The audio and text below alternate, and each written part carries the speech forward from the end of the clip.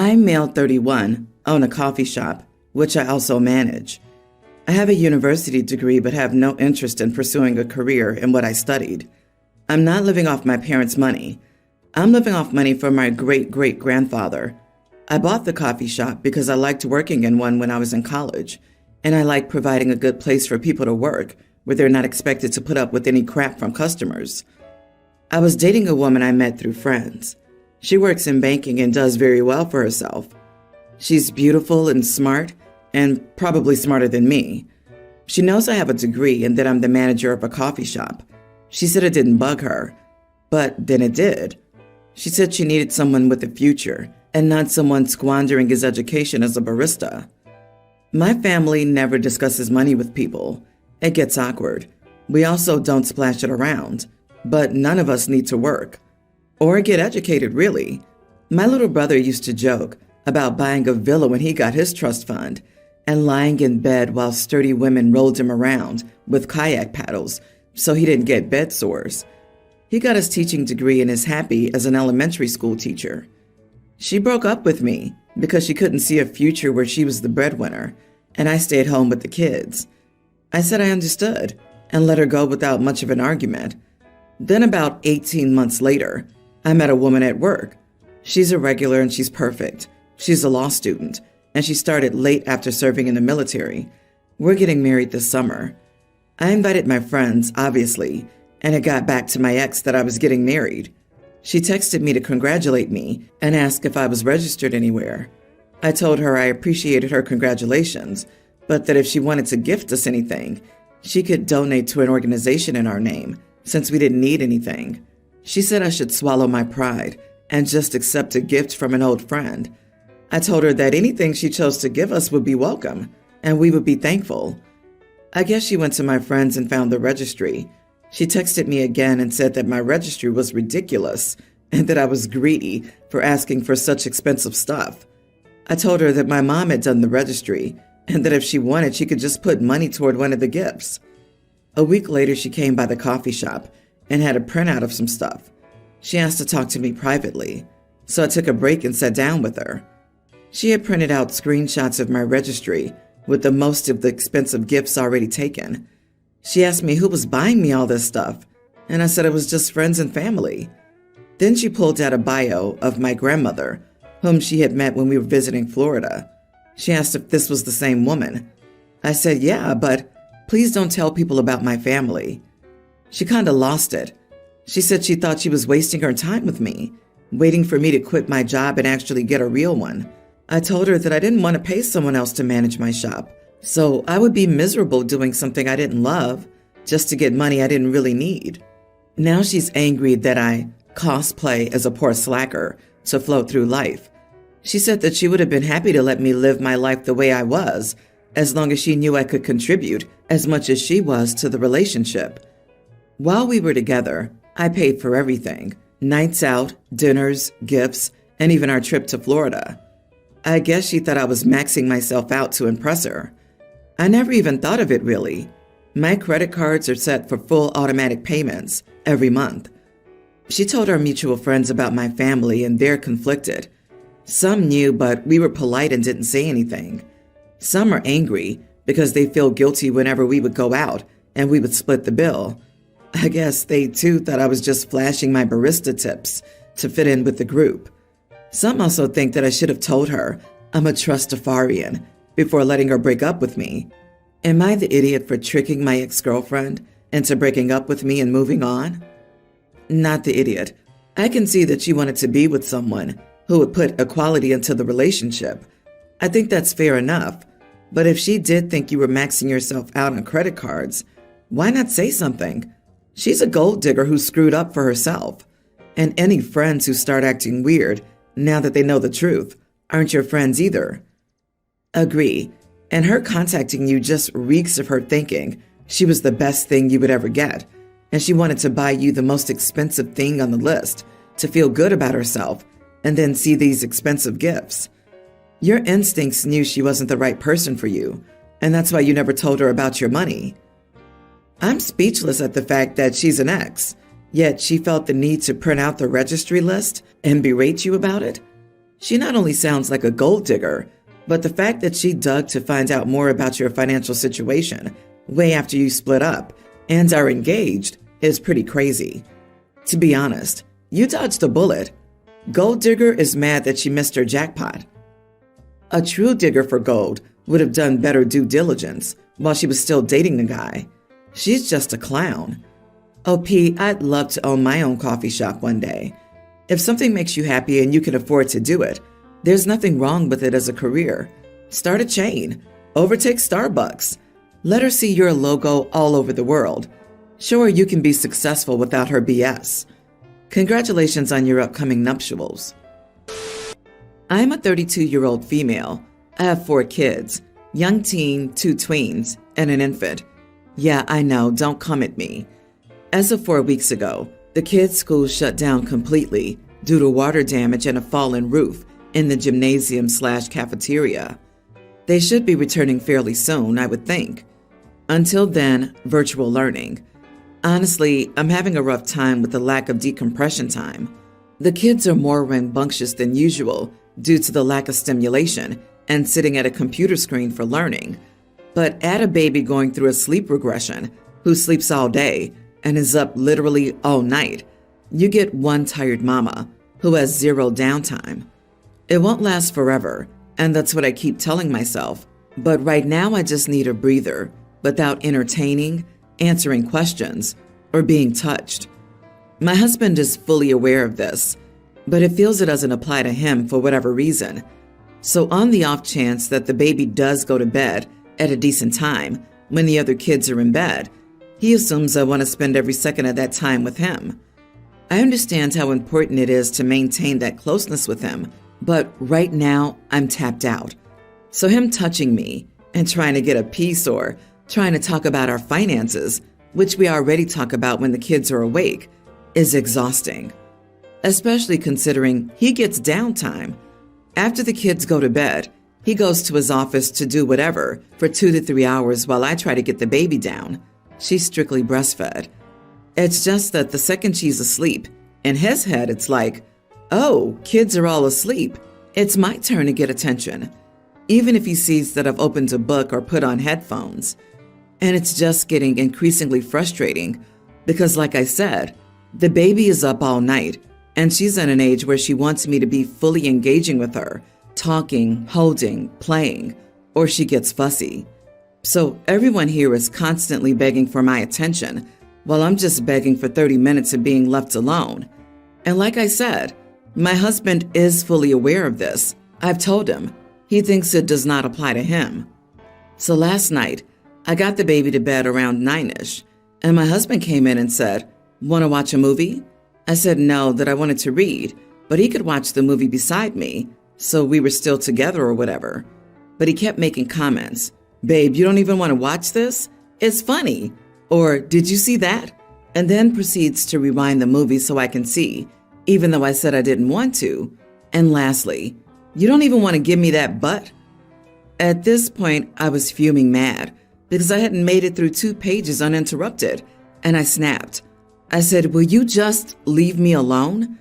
Why do I have to keep repeating myself to you?" He turns off the movie, storms off to the office while saying, "I just wanted to hang out with you." Now I feel bad, but I need to be left alone for once. Edit. He does his part around the house. He helps clean, helps with dinners, and is usually the one who drives the kids to and from their sports. This isn't about what he does or doesn't do to pull his weight. It's only about me not getting any downtime because he wants my undivided attention. Much like the kids, we still hang out together. We literally watch a movie together every single night. But on the nights that I don't want to do that, he sits and basically begs for my attention, even when I voice that I want to do my own thing. Not the idiot. You sound burned out, and that alone time or lack of pressure is necessary to recharge. He needs to start understanding that before this gets worse. Women have little enough time to themselves. It's not a criticism of their guy if they don't want to watch the movie for Pete's sake. It's crazy how husbands don't understand that the most irresistible thing they could do would be to step up as a parent. OP, I know you said he pulls his weight, but if one parent has 2 to 3 hours of free time a night and the other has 0, you need to redistribute equal. Tell him next week you'd like him to put the baby down as soon as you're done nursing. Hand him the baby and take time for yourself until it's time for the next feeding. If that recharges you, find a way to make it the routine at least some nights a week. Yes, but nursing doesn't always work like this. People think of breastfeeding primarily as a way to feed a baby, but it's actually primarily a relationship. OP may be the only person who can get the baby down with nursing. A better solution is for the husband to actually listen to his wife and give her space when she wants. I'm 30 years old and fairly successful thus far. My parents are a huge part of my success. They kept me motivated through school. They gave me a great childhood, and they helped me graduate debt-free. My mom's contacts helped me land a well-paying job after university. I'm a Nepo kid. Without them, who knows where I'd be? They think this gives them carte blanche to interfere in my life. They constantly critique everything about my life. I cannot think of one aspect of my life that they approve of.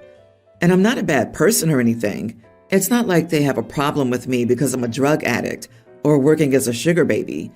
They just think that they know better about everything. I had them over to my place for my dad's birthday, and everything was wrong. My apartment was too small. The stove didn't have precise control of the heating elements, and I scorched the sauce. I did not. It was perfect. Just everything was wrong to them. And they kept saying that they wanted better for me, and that after everything they did for me, I should be doing better. Well, I'm doing well. And because I live the way I do, I've done especially well the last 8 years. So I wrote them a big check and asked them to hold it up. I took a picture with them with the check. They asked what it was for.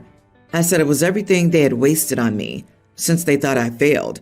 So I'm refunding them. I told them I loved them and appreciated their help.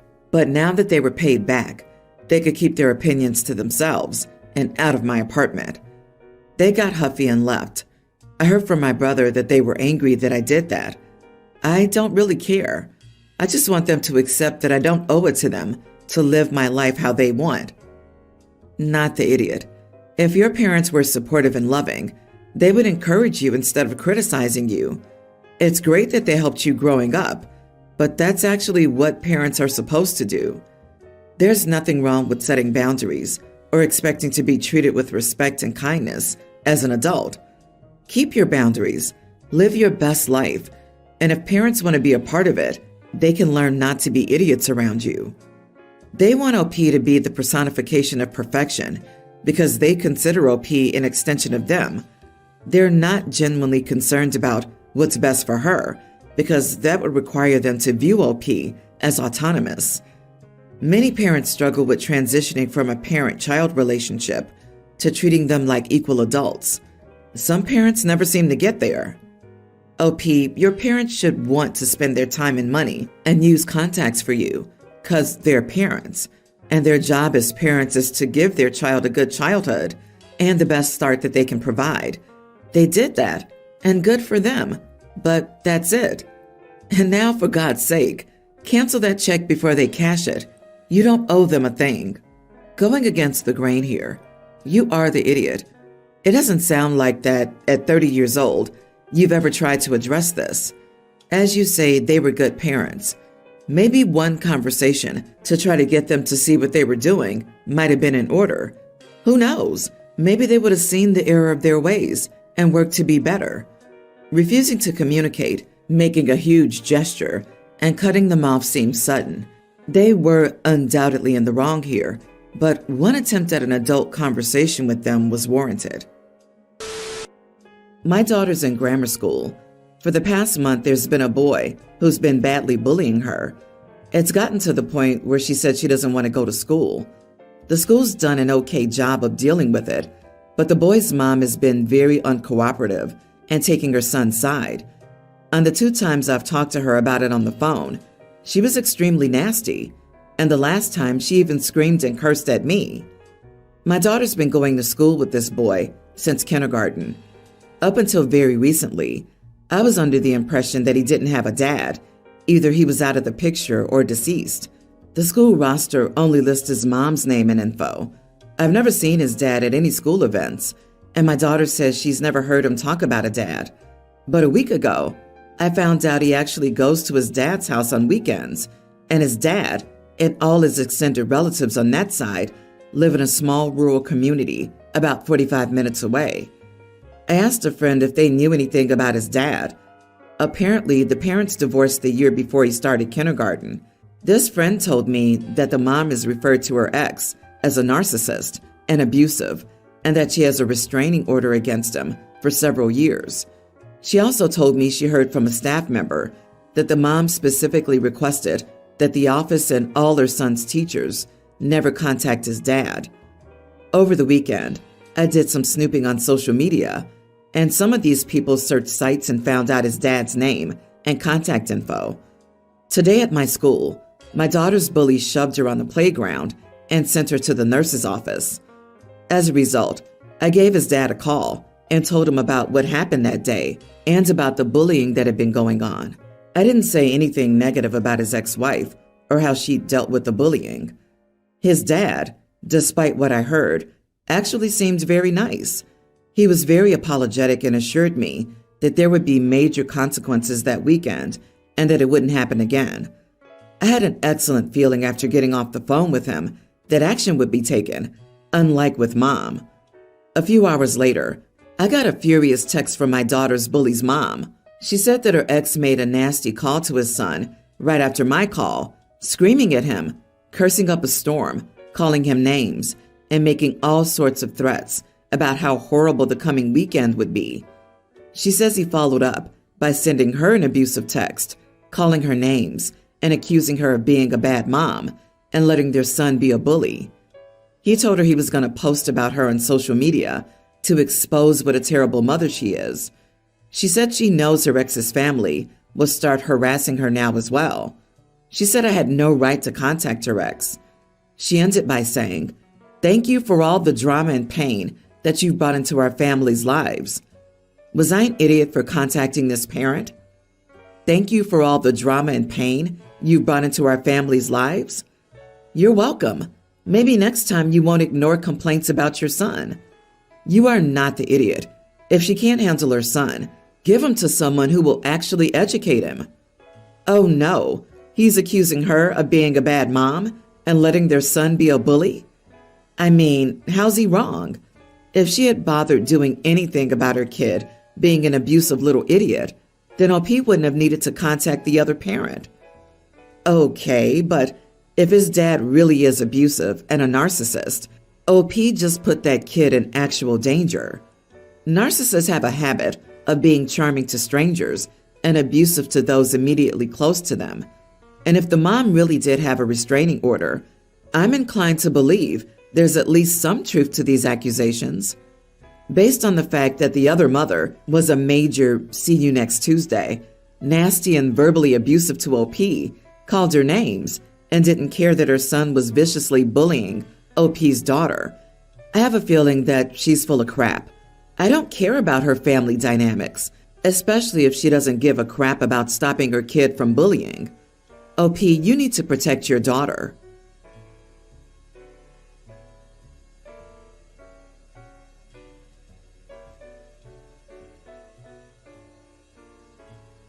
Shouldered the responsibility of raising Amelia alone while I worked endless hours to meet deadlines. Over time, the cracks began to show. What started as occasional arguments over time spent apart turned into something deeper. A rift neither of us seemed willing or able to mend. Still, I believed we could weather any storm. I was wrong. The day had been exhausting. Once again, my team and I worked late into the night, as these intense work periods demanded everything we had.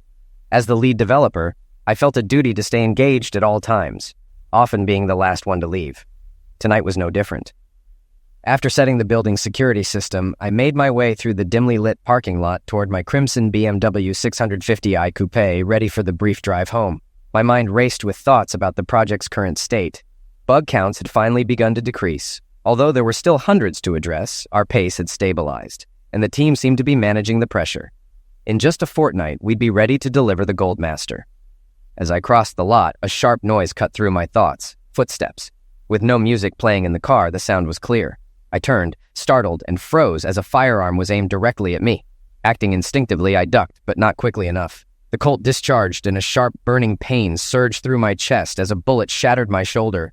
The force hurled me backward into the trunk of a nearby car, and I crumpled to the pavement. Under the stark glow of the streetlights, the assailant stood silently. Another shot rang out, then another. I couldn't tell how many. A second bullet slammed into my side, piercing my lower rib. My vision blurred, and my body weakened. As the shooter stepped closer, I knew it was the end. Thoughts of my wife, Sophie, and my daughter, Amelia, filled my mind. Regret consumed me. Regret for the long nights, the time missed with them. Voices called out in the distance, but I couldn't focus. The Colt fired once more, hitting my left leg. Then the shooter fled. Moments later, a familiar face appeared. Nora, our graphic designer. She leaned over me, her mouth moving, though I couldn't make out the words. Soon, Daniel, our assistant producer, and Steve, our AI programmer, joined her. Their faces swam with concern, but my strength was slipping away. I clung to the sight of Nora's face until the world went dark. When I regained consciousness, pain blazed in my chest. I was in a hospital bed, staring at a stranger holding defibrillator paddles. I'd been dead, but somehow they'd brought me back. The next time I woke, the pain was duller but still constant. A nurse was working on my leg, adjusting it where the bullet had struck. I tried to speak, but my throat was parched, and only a raspy grunt emerged. Noticing I was awake, the nurse immediately called for a doctor. As the hours passed, I began to piece things together. I'd been in the hospital for 10 months. My daughter, Amelia, had visited early on, but hadn't been back in 6 months. Sophie's whereabouts were a mystery. No one could tell me anything about her or what had happened after the shooting. My medical file included a note to notify the police once I was awake, and soon 2 detectives arrived. "Mr. William Blackwood?" the older of the 2 began. I nodded. He introduced himself as Detective Ethan Hayes with his partner, Dario Bossi. They wanted to discuss the night I was attacked. I shared the fragmented details I could recall, but the questioning quickly took a strange turn. "Mr. Blackwood, were you aware your wife was having an affair?" Bossi asked bluntly, earning a sharp glance from Hayes. "What? An affair?" I stammered. "Sophie wouldn't do that. Where is she? She can clear this up." Hayes spoke carefully. "I'm sorry to tell you this, but she was. Her lover was Isaac Gall. Does that name mean anything to you?" The name hit me like a punch. "Isaac Gall. My daughter's middle school English teacher?" Hayes nodded. "That's where they likely met. Did you know he lost his teaching job?" I shook my head, stunned. None of it made sense. Sophie had been my everything. After Amelia was born, we were inseparable. I worked tirelessly to give them a good life. How could this be happening? Hayes continued. "Gall was dismissed for having a relationship with an 18-year-old student. It wasn't illegal, but violated school policies. He struggled to find work after that. When his father passed, he took over the family coffee shop." "G Cafe," I murmured. Sophie often raved about their coffee. "Exactly," Hayes confirmed. "We believe they reconnected there." "That tracks," I admitted. "She went there a lot. Personally, I thought their coffee tasted awful." Hayes nodded. "The business wasn't profitable either, barely breaking even." I shook my head in disbelief. I still don't believe it. Just because she went there often doesn't mean she was involved with him. Hayes leaned forward, his expression serious. "Let's set that aside for now. Does your house have a security system?" he asked. "Yes," I replied. "What kind?" he pressed. "Basic," I said. "Alarms on doors, motion sensors downstairs, and a connection to the alarm company. No cameras." "No cameras?" Hayes repeated, raising an eyebrow. I shook my head. "No, I've never trusted the idea of recordings being stored on some company's servers. Too many hacks."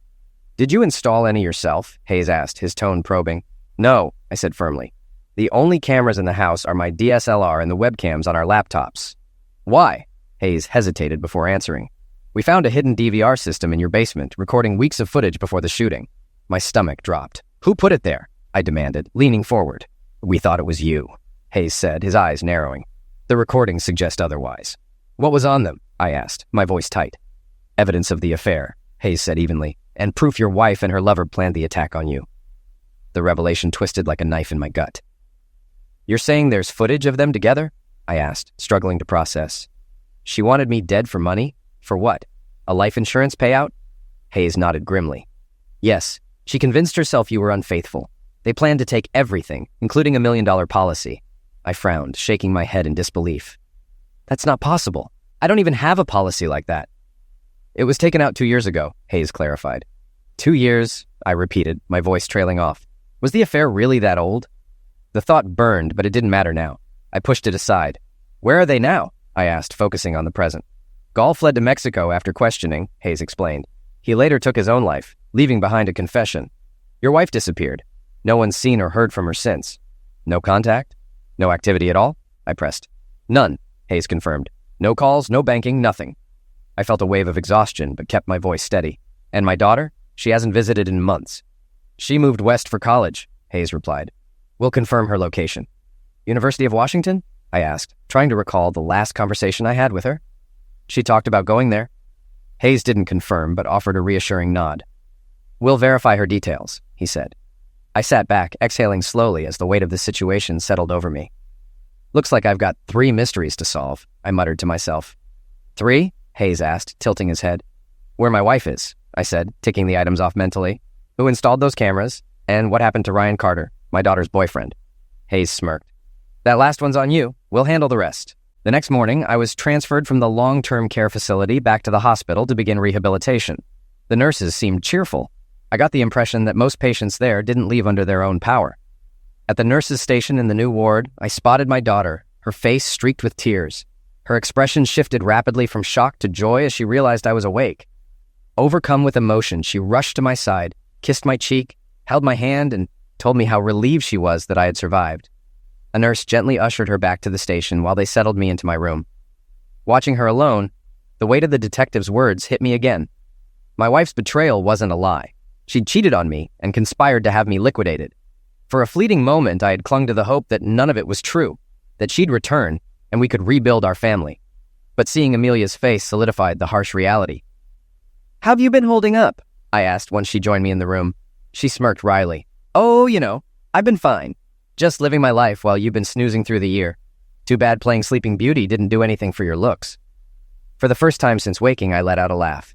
Seriously, though, how are you? How did you manage to get through everything? I asked, my tone softening. I'm good, Dad. Really? She replied, her voice steady but sincere. But you're the one who should be answering that, not me. She hesitated for a moment, then continued. Nora from your office was my lifeline. She moved in with me, got me through Thanksgiving, Christmas, graduation, and college prep. She even fought social services to become my legal guardian. Her rent kept the bills paid. She really stepped up when I needed her most. I nodded, my heart full of gratitude. I've always liked Nora. I'm glad she was there for you. What about Ryan? Her expression darkened. Ryan didn't approve of how much time I spent at the hospital. He wanted to use the empty house as our space. A week after you were shot, he bailed. Never called, never texted. His friend told me he lost his job and moved in with his parents, but that's a lie. His parents died years ago. I asked around and he just disappeared. Good riddance, I said firmly. You're better off without him. She rolled her eyes. Why didn't you say that back then? Your mom thought I'd just push you closer to him if I did. Her jaw tightened. Next time, trust me enough to tell me what you really think. Mom was wrong about so much. I'll remember that, I promised. Promise? She pressed. Promise, I said, smiling. Good, she replied with a satisfied nod. So anyone new in your life? Not yet, she admitted. There's someone I'm interested in, but we'll see what happens when I get back to school. What are you studying? I asked. Computer engineering, mostly hardware. I just built a digital scale with a pressure sensor and LEDs. It worked perfectly on the first try. I smiled proudly, but her mention of school tugged at memories of her mother's brilliance. My expression must have changed because Amelia's brow furrowed. What is it, Dad? She asked softly. Just some old memories. About Mom? She guessed, her voice laced with bitterness. I nodded. She was brilliant, too. I think you get your smarts from her. Her eyes flashed with anger. No, I don't. I get them from you. Mom's only good for rotting in hell. I flinched at her words but pressed on. Amelia, what happened after I got shot? Is all this anger just from finding out what she did? She folded her arms and looked away. Her trying to eliminate you is enough, don't you think? Her voice was sharp, but then it softened as she continued. But yeah, she changed after the shooting. At first, she was devoted. She stayed at the hospital constantly. She sent me home to shower and change and barely left your side, but after a week, when you didn't wake up, she became different. Amelia's voice tightened as she recounted the events. She started dressing up, skipping hospital visits. I'd come by after school and find out she hadn't been there all day. I listened in silence as she continued, her words carrying the weight of painful memories. When the police started asking questions, she got paranoid. She acted like someone was following her. She changed her routines, avoided talking to anyone. Then, one morning, she dropped me at school like usual, but when I got home, she wasn't there. I called the hospital, and they said she hadn't visited you. That's when I realized something was really wrong." Amelia paused, taking a deep breath before finishing. "That night, Nora called to check on me like she always did when she couldn't visit you. I told her mom was missing, and she came over immediately. She even stayed the night. The next morning, we went to the police. They searched the house, and that's when everything unraveled." Amelia hesitated, looking at me carefully. "Dad, did you know there were cameras hidden in the basement?" "No," I said firmly. "I had no idea. I don't know who put them there, but I wish I did. Maybe they could have warned me about her affair, or what she was planning." She nodded slowly. "So you didn't install them?" "No," I said again. "Whoever did might have saved my life if they'd spoken up." "Did you know her lover?" she asked, her tone sharp with curiosity. I nodded reluctantly. "I did. He was my middle school teacher, but I hadn't seen him since I graduated." I hesitated before asking, "What happened after the police found the videos?" "They took the recordings," she said, her voice tightening, "but they wouldn't tell us what was on them.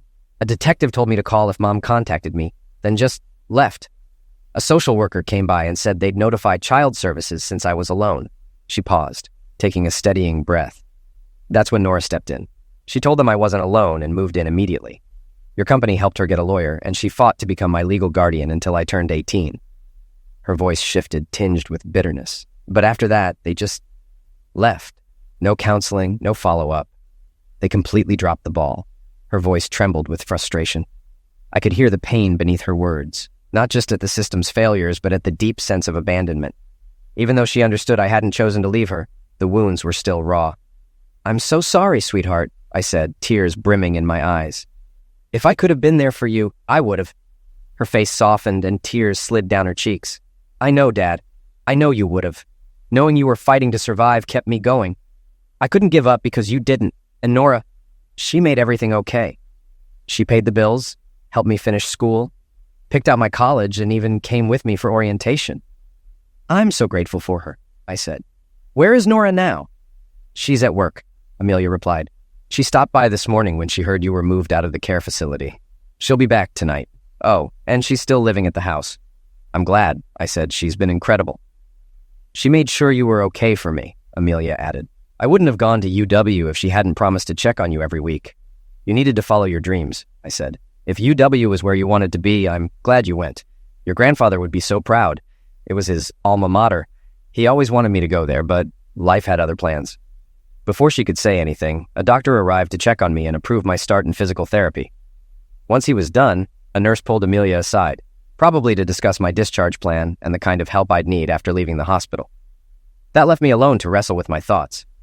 Anger welled up as I thought about my wife's betrayal. She had abandoned Amelia when our daughter needed her the most. Sure, Amelia was technically an adult, but no one should have to face the loss of both parents. One in a coma and the other gone by choice. It wasn't fair.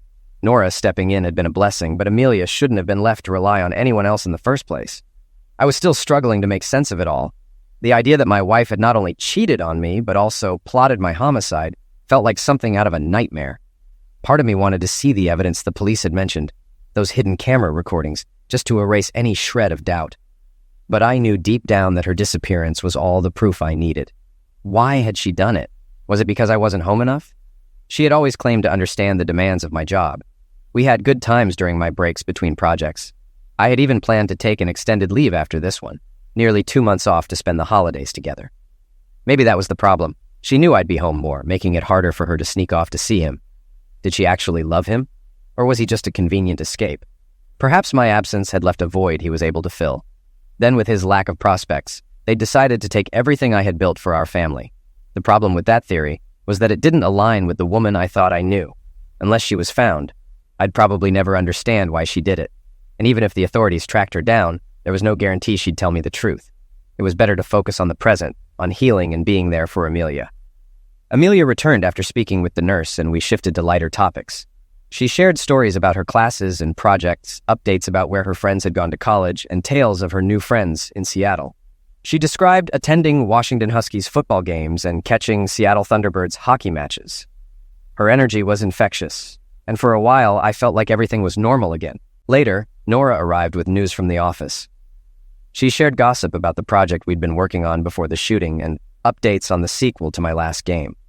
Apparently, the new project was facing major challenges. Daniel had left to take a producer role in the Bay Area, and his departure revealed who on the team had been doing the real work all along.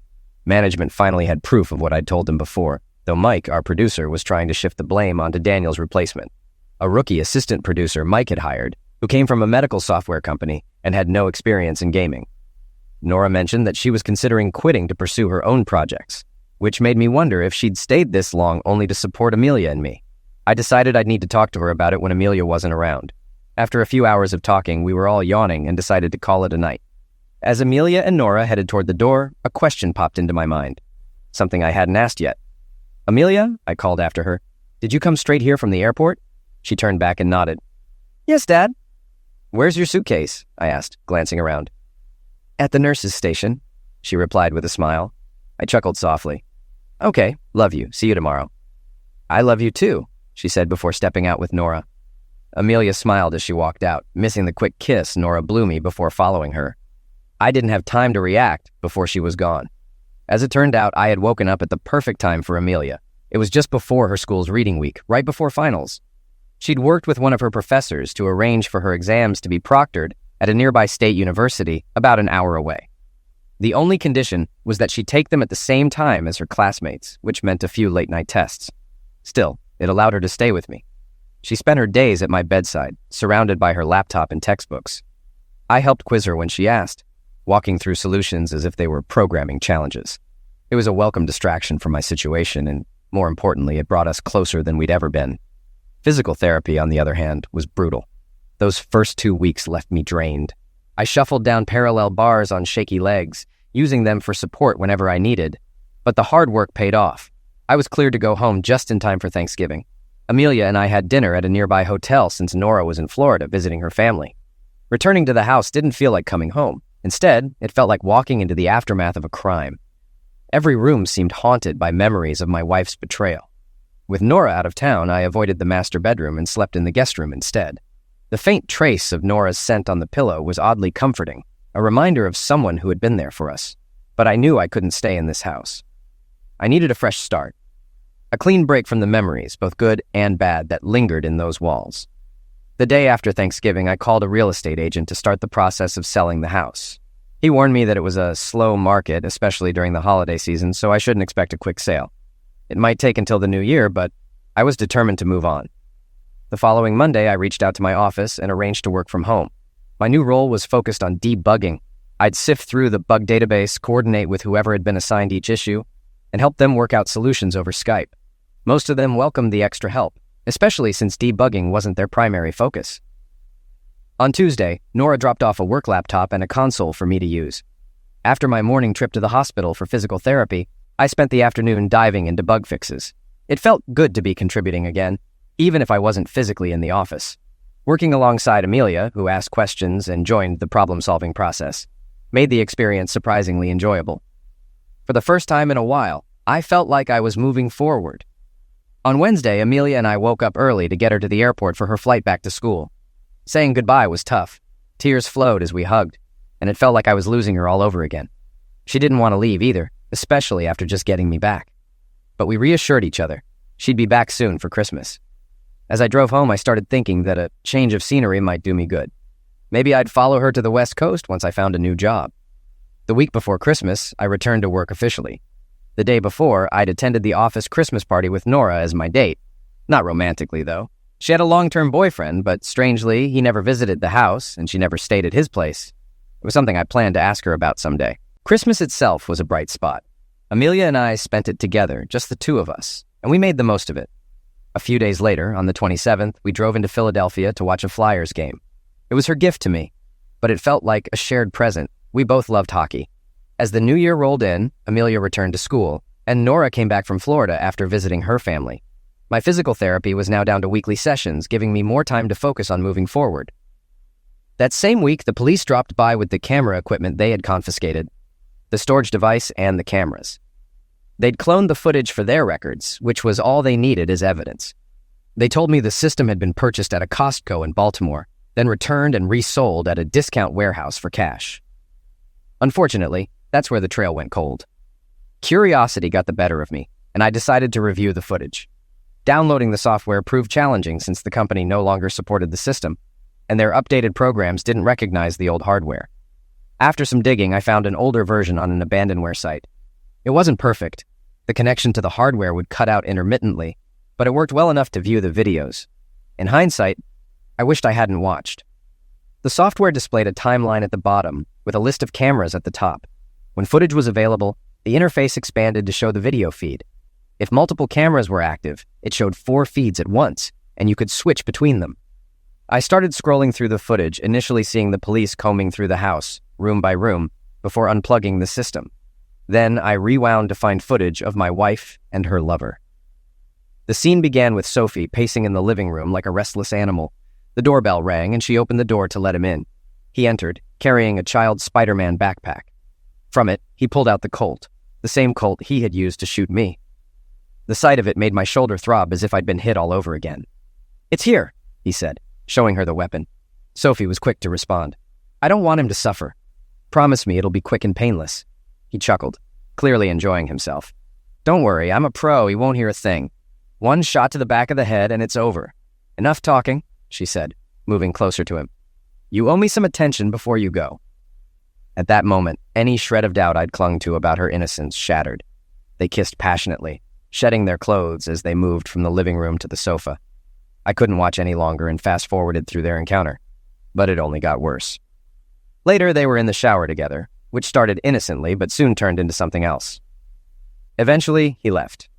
I checked the timestamps. He had waited outside my office for hours after leaving the house. Sophie, meanwhile, sat calmly in the living room watching TV. Around 11 p.m., Amelia came home and went straight to bed.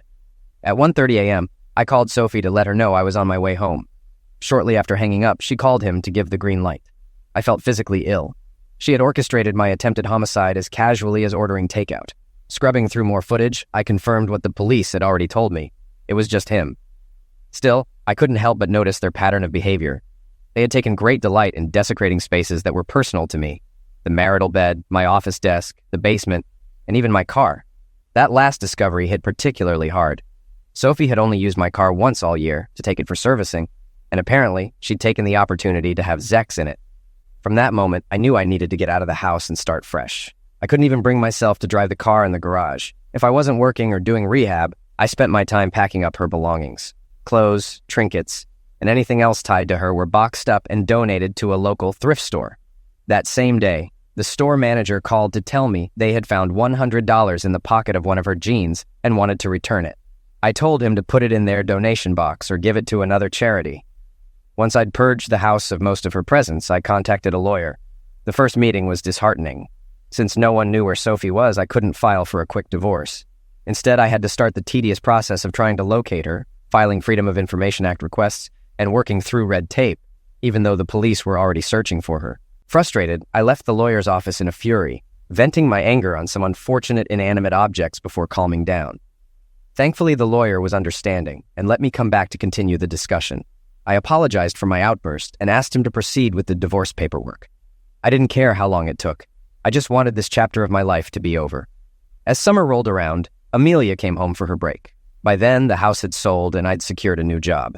I was moving to Redmond, Washington to work for a tech giant, an opportunity that many in the industry jokingly referred to as joining the evil empire or the Borg. I didn't know much about the project I'd be working on, except that the team had contributed to the creation of the Xbox Kinect. My 3 interview trips in the spring had been a silver lining, giving me a chance to visit Amelia while also preparing for a fresh start. Those trips also led me to meet Professor Susan Chikongo. Susan, the daughter of a Namibian refugee, had recently accepted a teaching position at the University of Washington and was in town searching for a home. She was moving from Los Angeles, hoping to settle in before the fall semester began. Our paths crossed, quite literally, when I stepped off an elevator as she tried to step on. After an awkward laugh, she invited me for a drink at the hotel bar. One drink turned into a conversation, which led to a night together in her room. Susan was bold and passionate in ways that made me feel alive again. It was impossible not to compare her energy to Sophie's, whose demeanor with me had been subdued, but far more assertive with her lover, as I'd painfully witnessed on the hidden camera footage. That thought brought tears to my eyes. Susan noticed, and instead of pulling away, she comforted me. When I opened up about my past, she listened without judgment. We stayed up talking until dawn, and afterward, we made love again, this time with a closeness that felt deeper than anything I'd experienced in years. We parted ways after breakfast, exchanging contact information. By the time I landed back home, Susan had already sent emails with updates about her house hunting adventures, complete with photos. For the first time in a long while, I felt truly happy. But that happiness didn't last. When I got home, Nora immediately sensed something was different about me. I told her about meeting Susan and how much we'd clicked. She seemed genuinely happy for me, but then excused herself for a date with her boyfriend. Over the next few weeks, she became increasingly distant. She didn't stay at the house and eventually went to HR at work to hand in her 2 weeks' notice. On her last Saturday in town, she showed up with a U-Haul, packed up her things, and left without much fanfare. Not long after, movers came to pack up my belongings for the move to Seattle. My last night in Pennsylvania was spent at a hotel near the airport. The company had arranged for temporary housing in Redmond, a small apartment near Marymore Park, while I got settled and decided where to live. Eventually, I found a 3-bedroom apartment in the area, and as fate would have it, Susan had bought a house nearby on the other side of the park. We started dating casually, meeting a few nights a week and playing in a Sunday morning pickup soccer game at the park. Susan was an incredible athlete, easily outmaneuvering most of the guys on the field.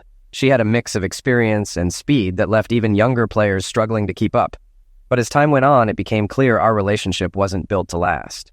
One evening, Susan confronted me. "You're still holding on to someone else," she said. "I'm over my wife," I replied, though the words felt hollow even to me. The relationship ended in the weeks leading up to my first Christmas on the West Coast. Susan made sure the breakup was definitive. She arranged for me to catch her in bed with one of her students. It was her house, not mine. But I'd started to think of it as ours. Seeing her betrayal crushed me, and I decided I was done with relationships for the foreseeable future. I wanted to focus on my career, my daughter, and finding some new hobbies. Skiing became my outlet. On weekends, I drove to Stevens Pass to learn how to navigate the slopes. It was one of the few activities that distracted me from my job, which was turning out to be far less enjoyable than I'd hoped. At the tech giant, your dedication was measured by how long you stayed at your desk. The deadlines were relentless, and overtime wasn't just encouraged. It was expected. If you wanted to keep your job or move up, you practically had to live on campus. The excitement I'd once felt about the role quickly evaporated. Since the shooting 2 years earlier, I'd felt like my life had been moving around me while I stood stuck in place. People had tried to help, like Nora, but I hadn't been ready. Susan had nearly pulled me out of the pit, only to push me back in with her actions. In the new year, I finally bought a house in Kirkland, a 4-bedroom home with a converted garage that had once been used as an office for a failed startup. The backyard had a small garden and a pool, which I didn't think I'd use, but figured Amelia might enjoy when she visited. Settling into the house brought a sense of stability I hadn't felt in years.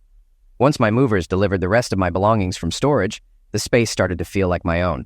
Still, unpacking boxes from the old house was bittersweet, and I braced myself for the memories that would inevitably surface as I tried to move forward.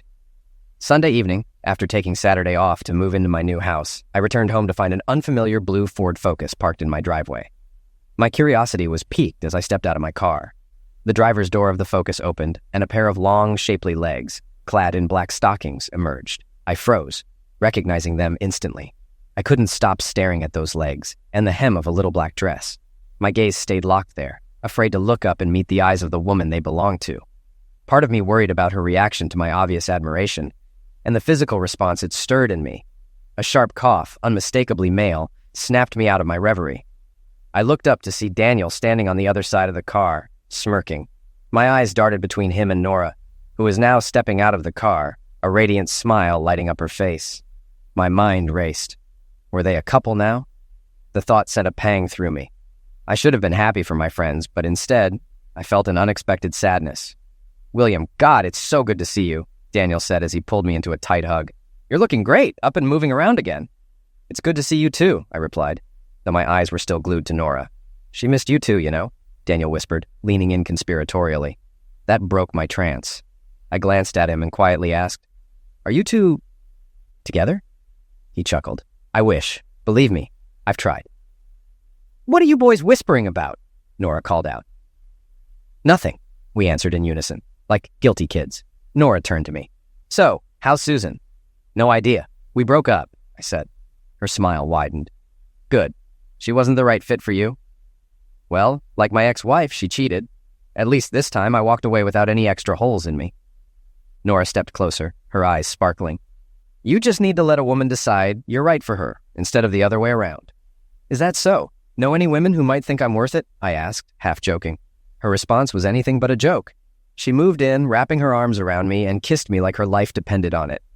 Time seemed to freeze as I lost myself in that kiss, until we were interrupted by a familiar voice. "It's about time!" Amelia shouted, grinning ear to ear. Nora and I broke apart, both breathless, to see Amelia standing a few feet away, her expression filled with delight. Daniel stood next to her, sharing the same amused grin. I had no idea how long they'd been standing there, but judging by the looks on their faces, it had been more than a moment. "What's with the dress?" I asked Nora, trying to steer the conversation back to something less embarrassing. She laughed.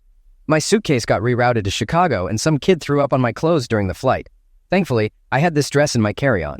It's from an awards show I attended right before heading to the airport. The puked-on clothes are in a bag in the car. I'm debating whether to clean them or give them a proper burial." "Bring them in. I'll clean them for you," I offered. Her smile softened. "William, I need to tell you something before Daniel and I share our other news." "Go ahead," I said, sensing the seriousness in her tone. "I love you," she said, her eyes searching mine. "I've loved you since our first project together, but you were married. Amelia told me to confess after you woke up, but I couldn't. I was too scared. But now I can't wait any longer. I don't want to lose you." Hearing those words unlocked something in me. "I love you too," I admitted. The moment I said it, I knew it was true. It felt right, like the moment I first saw Amelia as a baby. After that, Daniel explained how he and Nora had reconnected at a gaming awards show in Chicago. He had been scouting for talent to build a new team, and Nora, frustrated with her job, was there to network. The two hit it off professionally, and when Amelia told them how miserable I was at work, they decided to pitch the idea of starting a company together. They'd flown in to share the news and invite me to join them. That's how Tribus Games was born. When I showed them the converted garage in my new house, it was immediately designated as our first office. Daniel and Nora agreed to move in temporarily. The house had 4 bedrooms, one for me, one for Amelia, and one each for them. "I hope you're not offering me a guest room," Nora teased. Confused, I looked at her. "Why not?" Amelia jumped in, saving me. "He just doesn't want to assume you'd want to share the master bedroom with him." Realization dawned, and I turned to Nora. "I'd love to share with you, if you think you can handle me." She laughed, playfully punched my arm, then leaned in to whisper in my ear. "Oh, I can handle you. The question is, can you handle me?" I swallowed hard. Everyone else laughed. Daniel left around 10 p.m. to catch a flight back to the Bay Area and begin the process of relocating. As we watched him drive off, I turned to Nora. "What about you? When's your flight?" She smiled mischievously. "I don't have one. I bought a one-way ticket." "What about your things?" I asked. "I'll have my parents send them here," she replied with a grin. When we returned to the house, Amelia had turned off the lights and gone to bed. "It's getting late," I said to Nora. "Bedtime?" "As long as you don't expect to get much sleep," she quipped. In the bedroom, she veered into the bathroom to shower while I tried to distract myself with a book. The title was fitting, Time Enough for Love, but I couldn't focus. My thoughts were on Nora, and for the first time in years, I felt like my life was falling into place. The sound of running water stopped, and moments later, the bathroom door creaked open. Nora stepped out, wrapped in a towel that hugged her curves. She was breathtaking, from her pale blue painted toes to her flowing strawberry blonde hair. My gaze lingered, drinking in the sight before me. My brain, still reeling, noted that her nails and towel were perfectly color-coordinated. Somehow, this small detail made her even more striking. I pinched myself to snap out of it and discreetly checked to ensure I wasn't openly drooling. Thankfully, I wasn't, but my dumbstruck expression gave me away. Nora smirked, her eyes twinkling with amusement, before letting out a full, melodious laugh. "Go take a shower," she teased. "Maybe it'll help clear your head." I nodded mutely, climbing off the bed with all the grace of a baby giraffe. My heel caught on a book I didn't remember dropping, causing me to stumble. As I passed her on my way to the bathroom, her scent, my soap and shampoo, wrapped around me. The simple act of her using my things felt intimate, grounding me in the moment. On impulse, I leaned in and pressed a gentle kiss to her neck, pouring all the affection I could into that small gesture. She melted against the doorframe, releasing a soft groan as I whispered, "Looks like I'm not the only one overwhelmed now." Once in the bathroom, I dropped my clothes in the hamper atop hers, grinning at the thought of sharing even this mundane part of life with her. I was overwhelmed by her beauty, intelligence, and spirit. The mere memory of her standing there stirred something in me, leaving me feeling like a teenager with an overactive imagination. A cold shower became a necessity, shocking me back to reality. When I returned to the bedroom, towel-dried and refreshed, Nora greeted me with a kiss, warm and inviting. She took my hand and guided me to the bed, where she wrapped her arms around me and rested her head against my chest. We stood there quietly, savoring the closeness, the moment so pure and comforting that for the first time in years, I felt completely at home. More than that, I felt whole. This felt right in a way my past never had. We tumbled onto the bed, our kisses deepening as we explored each other, learning each curve and contour. It was intoxicating, the way she tasted, the way her skin felt, the sounds she made. I focused entirely on her, and in return, she gave herself fully to me. As the intensity of our connection grew, she let out a gasp of joy, her emotions spilling over. "I've never felt like this," she said, her voice trembling with wonder. "It's overwhelming, but in the best way." "You've opened my eyes to something new too," I told her, grinning.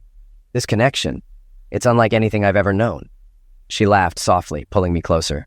"Come here," she whispered, her words filled with warmth and affection. The night unfolded in a perfect rhythm of love and passion. Every touch, every kiss, every look conveyed emotions words couldn't express.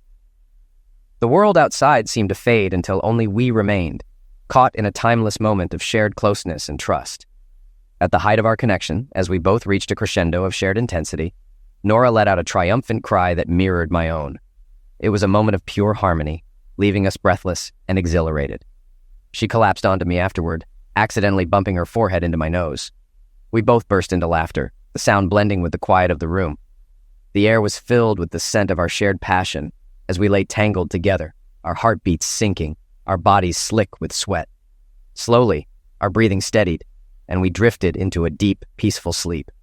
When I woke the next morning, Nora was still curled up against me, her face radiant with happiness. Her deep blue eyes sparkled with mischief as she teased. "Round two?" "As much as I'd love to," I replied, laughing. "I need to take care of something first."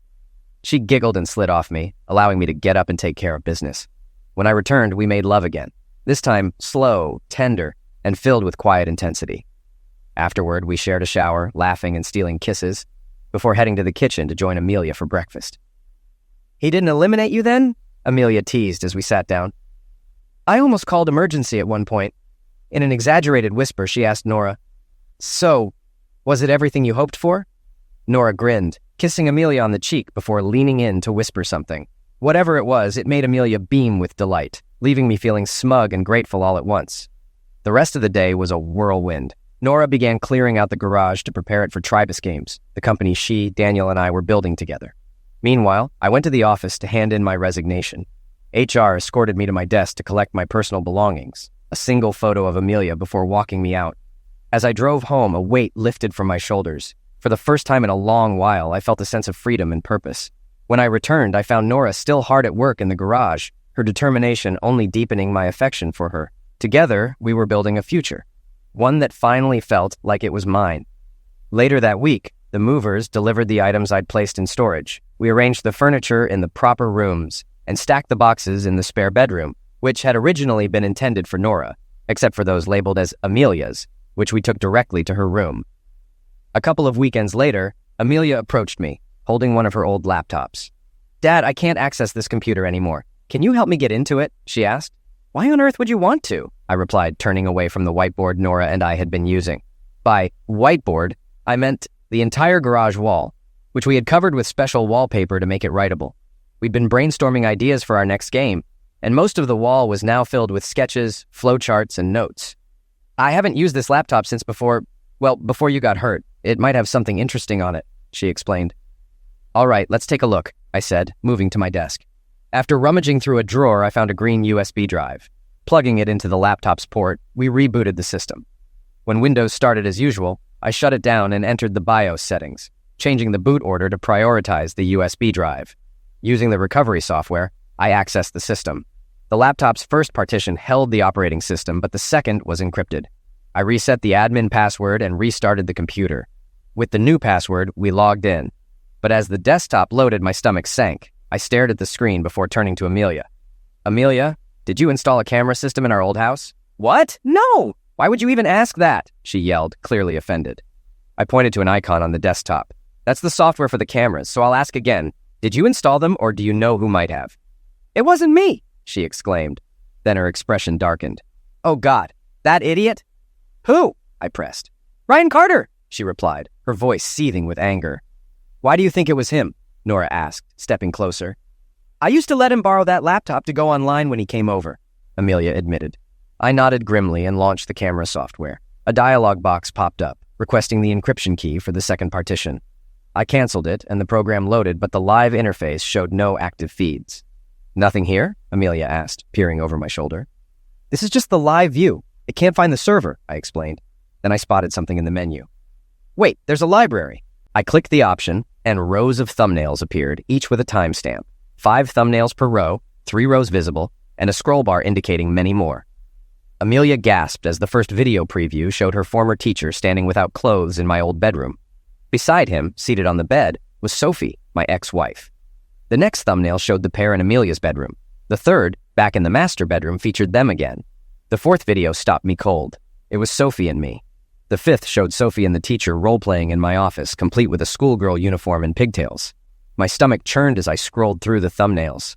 Most were of Sophie and her lover, but mixed in were a few of me and her. Further down, I saw footage of Sophie with Terry Mansfield, our next-door neighbor. Then came videos with Liam Bennett, a former co-worker who had been fired. Nora filled in the missing detail. He'd been let go after being caught in bed with his wife, Chloe, by the company owner. The final rows were the worst. The earliest videos featured Ryan with Amelia, but over time they transitioned to exclusively show him with Sophie. I slammed the laptop shut, ending the nauseating trip down memory lane. "I'm calling the police," I said, already dialing Detective Ethan Hayes. His number hadn't changed, and though my wife's case had gone cold, he'd maintained interest in solving it. I explained what we'd found, and he promised to investigate. It took a month before I heard back. "Mr. Blackwood," Detective Hayes began, "we've located your wife." "And Ryan Carter?" I asked, gripping the phone tightly. "He's facing a long list of charges, possibly a state record," Hayes replied after a brief pause. I glanced around the garage where Amelia, Nora, and Daniel had stopped working to listen. Amelia had recently joined our company through her university's co-op program. "Does she want to see me?" I asked, my voice colder than I intended. "Mr. Blackwood," Hayes said cautiously, "the district attorney isn't pursuing charges against her." "What?" I shouted. "What kind of idiot drops charges against someone caught on video conspiring to homicide me?" "She's not well enough to stand trial," Hayes explained. "The doctors say she may never be competent. I'd like to hope otherwise, but the reports are clear." "In what way?" I demanded. "You'll need to see for yourself. It's difficult to describe, and I think it's best you prepare for the worst," Hayes said softly. After hanging up, I explained everything to Nora, Amelia, and Daniel. Both Nora and Amelia insisted we leave immediately. Daniel, ever supportive, assured us he'd keep the office running in our absence. A week later, we followed Detective Hayes' directions and arrived at the state hospital. After checking in at reception, we were directed to the appropriate ward. A nurse asked us to wait while she paged the attending doctor. When he arrived, he escorted us to his office and began detailing Sophie's condition. Physically, she had suffered extensive injuries. She had lost her left eye, and her right leg had healed improperly after a break, requiring it to be rebroken and reset. Years of malnutrition had taken a toll on her body, leading to additional complications. As the doctor transitioned to her psychological state, his area of expertise, the picture grew even bleaker. Sophie had endured long-term, systematic misuse. Her captor had treated her as little more than a plaything, subjecting her to every twisted fantasy he could imagine. The constant degradation had left her unable to cope with freedom. The doctor warned us that her recovery would take years, and even then, there were no guarantees. A year after that sobering visit, Nora and I got married. The ceremony took place on a picturesque Florida beach near her parents' home. Her family welcomed Amelia with open arms, embracing her as the daughter they had always wanted. Amelia thrived under their care and love, experiencing the joy of having grandparents for the first time, something she barely remembered from her early years. 6 months into our marriage, we discovered Nora was pregnant. An ultrasound revealed we were having twins, a boy and a girl. With the due date fast approaching, we were still debating names, which added a bit of nervous excitement to the mix. Meanwhile, our first game turned out to be a resounding success. Strong retention rates and impressive lifetime value metrics allowed us to establish a steady monthly update cycle managed by our growing team. Our second game was in the final stages of its soft launch in Switzerland, South Korea, and Denmark. If its performance matched expectations, we planned to roll it out globally and expand the studio further. Amelia had been instrumental in our success, but I often had to remind her to focus on finishing her degree. She was already well on her way to becoming a paper millionaire, if she wasn't one already, but I emphasized the importance of completing her education. So far, she'd taken my advice to heart. Sophie now lives next door. Amelia insisted on being involved in her care, and I couldn't refuse. She's Sophie's only remaining family. With Amelia's help, Sophie has made steady progress. Most days, we can encourage her to stay dressed, and maintain some semblance of routine, though she isn't ready to venture out in public yet. We've partnered with the University of Washington to provide Sophie with ongoing treatment. In exchange, I teach a game development class at the university. It's been a win-win for everyone involved. Sophie receives expert care, and I have the opportunity to mentor and scout potential talent for our studio's future. Life has been challenging, but it's also filled with unexpected blessings. Nora, Amelia, and our growing family have brought me a sense of peace I never thought I'd find.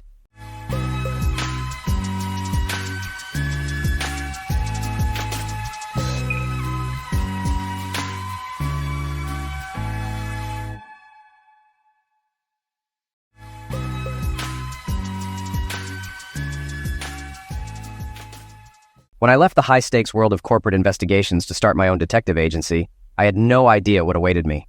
I hoped for a quieter life, but trouble seemed to follow me. My wife, Sammy, was initially supportive, excited for a more settled life. However, as the cases got more complex, the line between personal and professional life blurred. One evening, after a tough case, I found Sammy distant.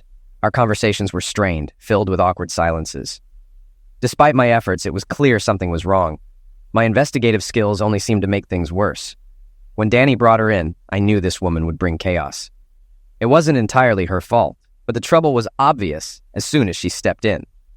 "Hello, Mr. Carter?" she asked nervously. I could tell she was married, like most of my clients. "Nick Carter, ma'am," I replied. "Not the singer. I sometimes get his mail. My dad named me after a spy from Jove Publishing novels. Just Nick, not Nicholas. Anyway, what can I do for you?" "Your assistant said you could help me. A former client referred me." She smiled nervously. "I see. Okay, Mrs. Janine Linder. My husband Dennis is a psychologist. I believe he's cheating, and I need proof before I file for divorce." She handed me his picture. I raised an eyebrow, studying the photo. He was in his early 40s with a square jaw, dark hair graying at the temples, and bright green eyes that likely charmed many women. "Okay, ma'am. Do you know how this works?" I asked. She nodded. "Give me up to 2 weeks, and I'll get the proof you need. My fee is $5,000 for 2 weeks. Is that okay?" "Yes, and half up front, right?" she asked. "Do you have an account your husband can't access?" I asked. "Yes, I set it up a few months ago," she said, handing me a $2,500 cashier's check. "Your former client said you're the best." "Thank you. Can you describe his suspicious behavior? The more I know, the better." "Well, he spends every night and weekend with me, but sometimes his phone is off when I call his office at lunch," she said. "He could be with a client," I suggested. "Normally, but he's also distant at home. He used to be affectionate, but now he barely touches me. And I smelled perfume on his clothes. Not my brand." "Maybe a client hugged him," I said. "How old is he?" "He's 44, she replied. "Men can be less affectionate around that age." "Could that be why he's distant?" "You think I'm stupid?" she snapped. "No, ma'am. I just need to understand why you think he's cheating. Perfume is a strong indicator, but it could be circumstantial. I'll take the case, but I need to know everything. What else is suspicious?" "On Mondays and Wednesdays, he always calls before lunch. Sometimes he goes straight to voicemail," she said. "Okay, I'll start investigating tomorrow, Wednesday. I'll update you as soon as I have something." I shook her hand as she stood. "Thank you, Mr. Carter. I hope it's nothing, but I need peace of mind." She smiled warmly. "Any time, Mrs. Linder. If I don't find anything in 2 weeks, you won't owe me the rest of the fee. That's my guarantee." "Thank you, Mr. Carter. Call me Nick. Mr. Carter was my father." I smiled.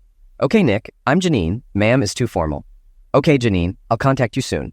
Danny, my assistant, has your information." I walked her out, and then Danny came in, taking a seat in front of my desk. Daniela Velasquez had been my assistant for 6 years. I'd be lost without her. She has black hair, brown eyes, and a tan from her Mexican heritage. She looks like J-Lo, but with more curves. "All right, Jefe, here's what I have." She handed me the dossier she'd compiled online. Danny is a great investigator herself, and I'm proud to have trained her. Dennis Linder, psychologist. I glanced at the folder and a red flag went up.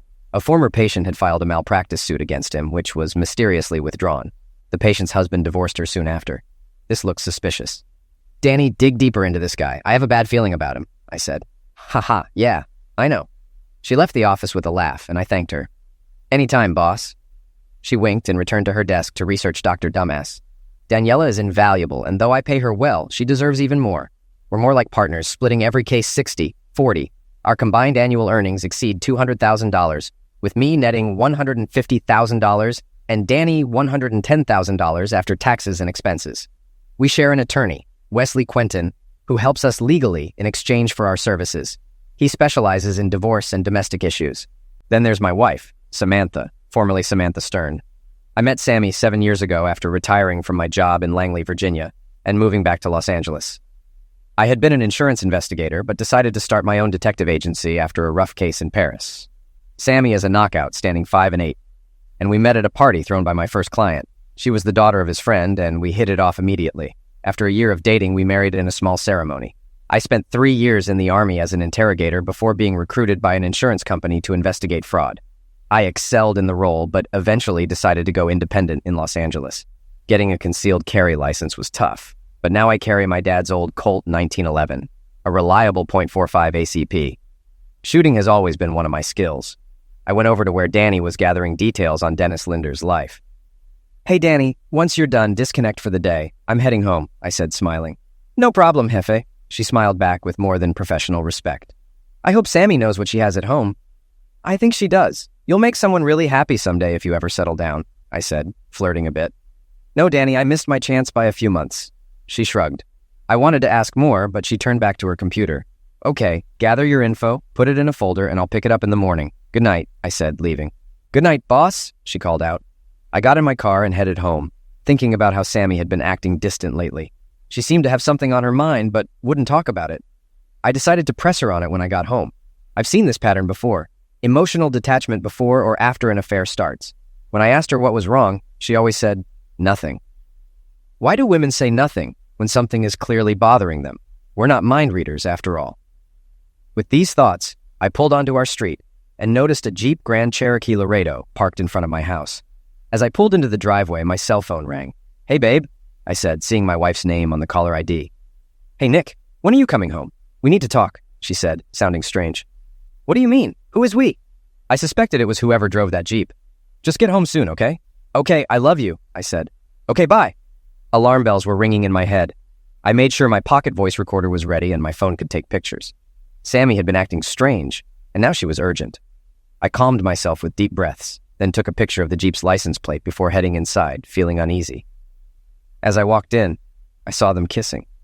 They didn't notice me right away, so I took a picture. Calmly, I entered the room and recorded them. "Oh my God, Nick, you scared me," Sammy said. "Care to explain why you're making out with someone in my house?" I asked. "That's why I wanted you home, Nick," she said. I looked at the guy and recognized Dennis Linder, my current target. Anger and heartbreak surged, but I knew I had to stay calm for now. Revenge would come later. "What do you want to talk about?" I asked, keeping my voice calm. "Mr. Carter, can I call you Nick?" the guy asked. "No, friends call me Nick." "You're not a friend, you're the guy messing with my wife. Got it?" I chuckled. "Yes, I'm Dr. Dennis Linder, and I treat your wife with therapy," he introduced himself. "Does therapy involve kissing my wife in my house?" I asked, raising an eyebrow. "I know it's unusual, but you'll have to watch us while we do it," he said. This guy was clueless, making my case stronger. "Dr. Dennis Linder, right? I hear you're good at psychology," I said, pretending to be interested. "Yes, sometimes my methods are controversial, but effective," he pouted. "And how long has my wife been seeing you for therapy?" I asked, suppressing my anger. 2 months now," he confirmed. Sammy hadn't mentioned seeing a psychiatrist. I looked at her. "Sammy, why didn't you talk to me? I told you years ago to come to me if something was wrong," I said. I guess," she hesitated, looking confused.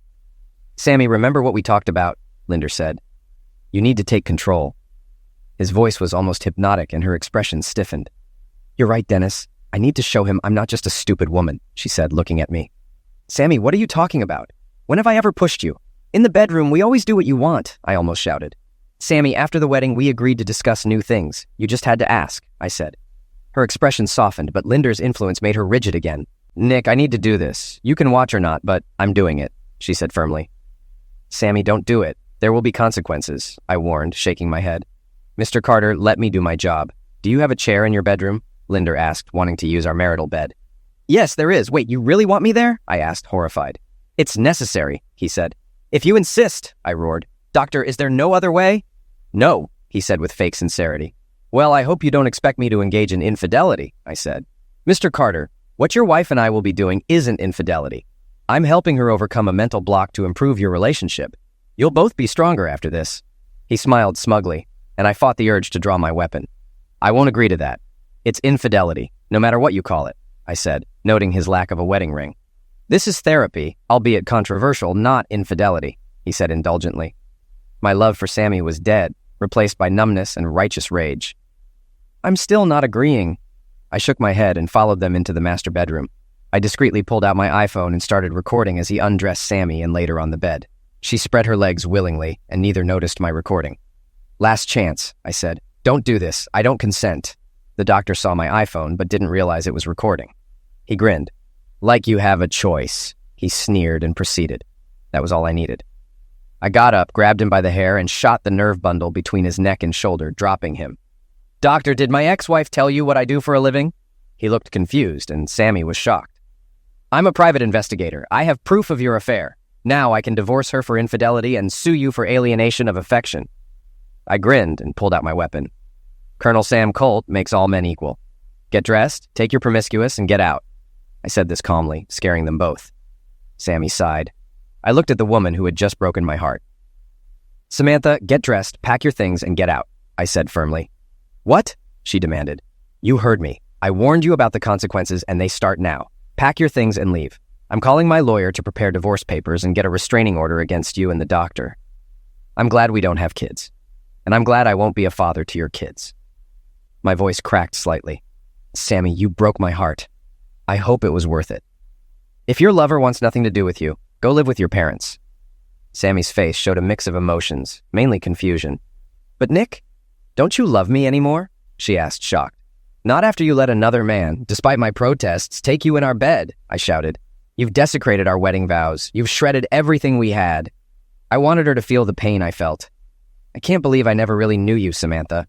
I used her full name, which she hated and knew I only used when I was angry. Samantha, remember our conversation before we got married about fidelity? You said you had zero tolerance for cheaters. Well, this fits the definition. I accepted your philosophy that day. The doctor hissed before she could respond, looking ready to pounce. I held my Colt ready and kept an eye on Samantha. You're making a mistake, Mr. Carter. I'm going to press charges, he grinned. No mistake. I caught you in bed with my wife and thought she was being molested. Who will the cops believe? The respected private investigator or the man claiming it was consensual? Look at Samantha's anguish. Misery. It's good I got here in time. Maybe I should call the police and report it. His face paled as he reconsidered. Okay, no big deal. No accusations. He tried to grin, but it didn't work. I noticed he still hadn't mentioned his wife. Interesting. He probably thought he was keeping a secret from me, for now. I decided to give him a little push. I'm sure the news channels will love this. Private investigator's wife caught in bed with her counselor story at 11. I shook my head in disgust. He blushed. No, you can't go public with this, he almost shouted, quickly dressing.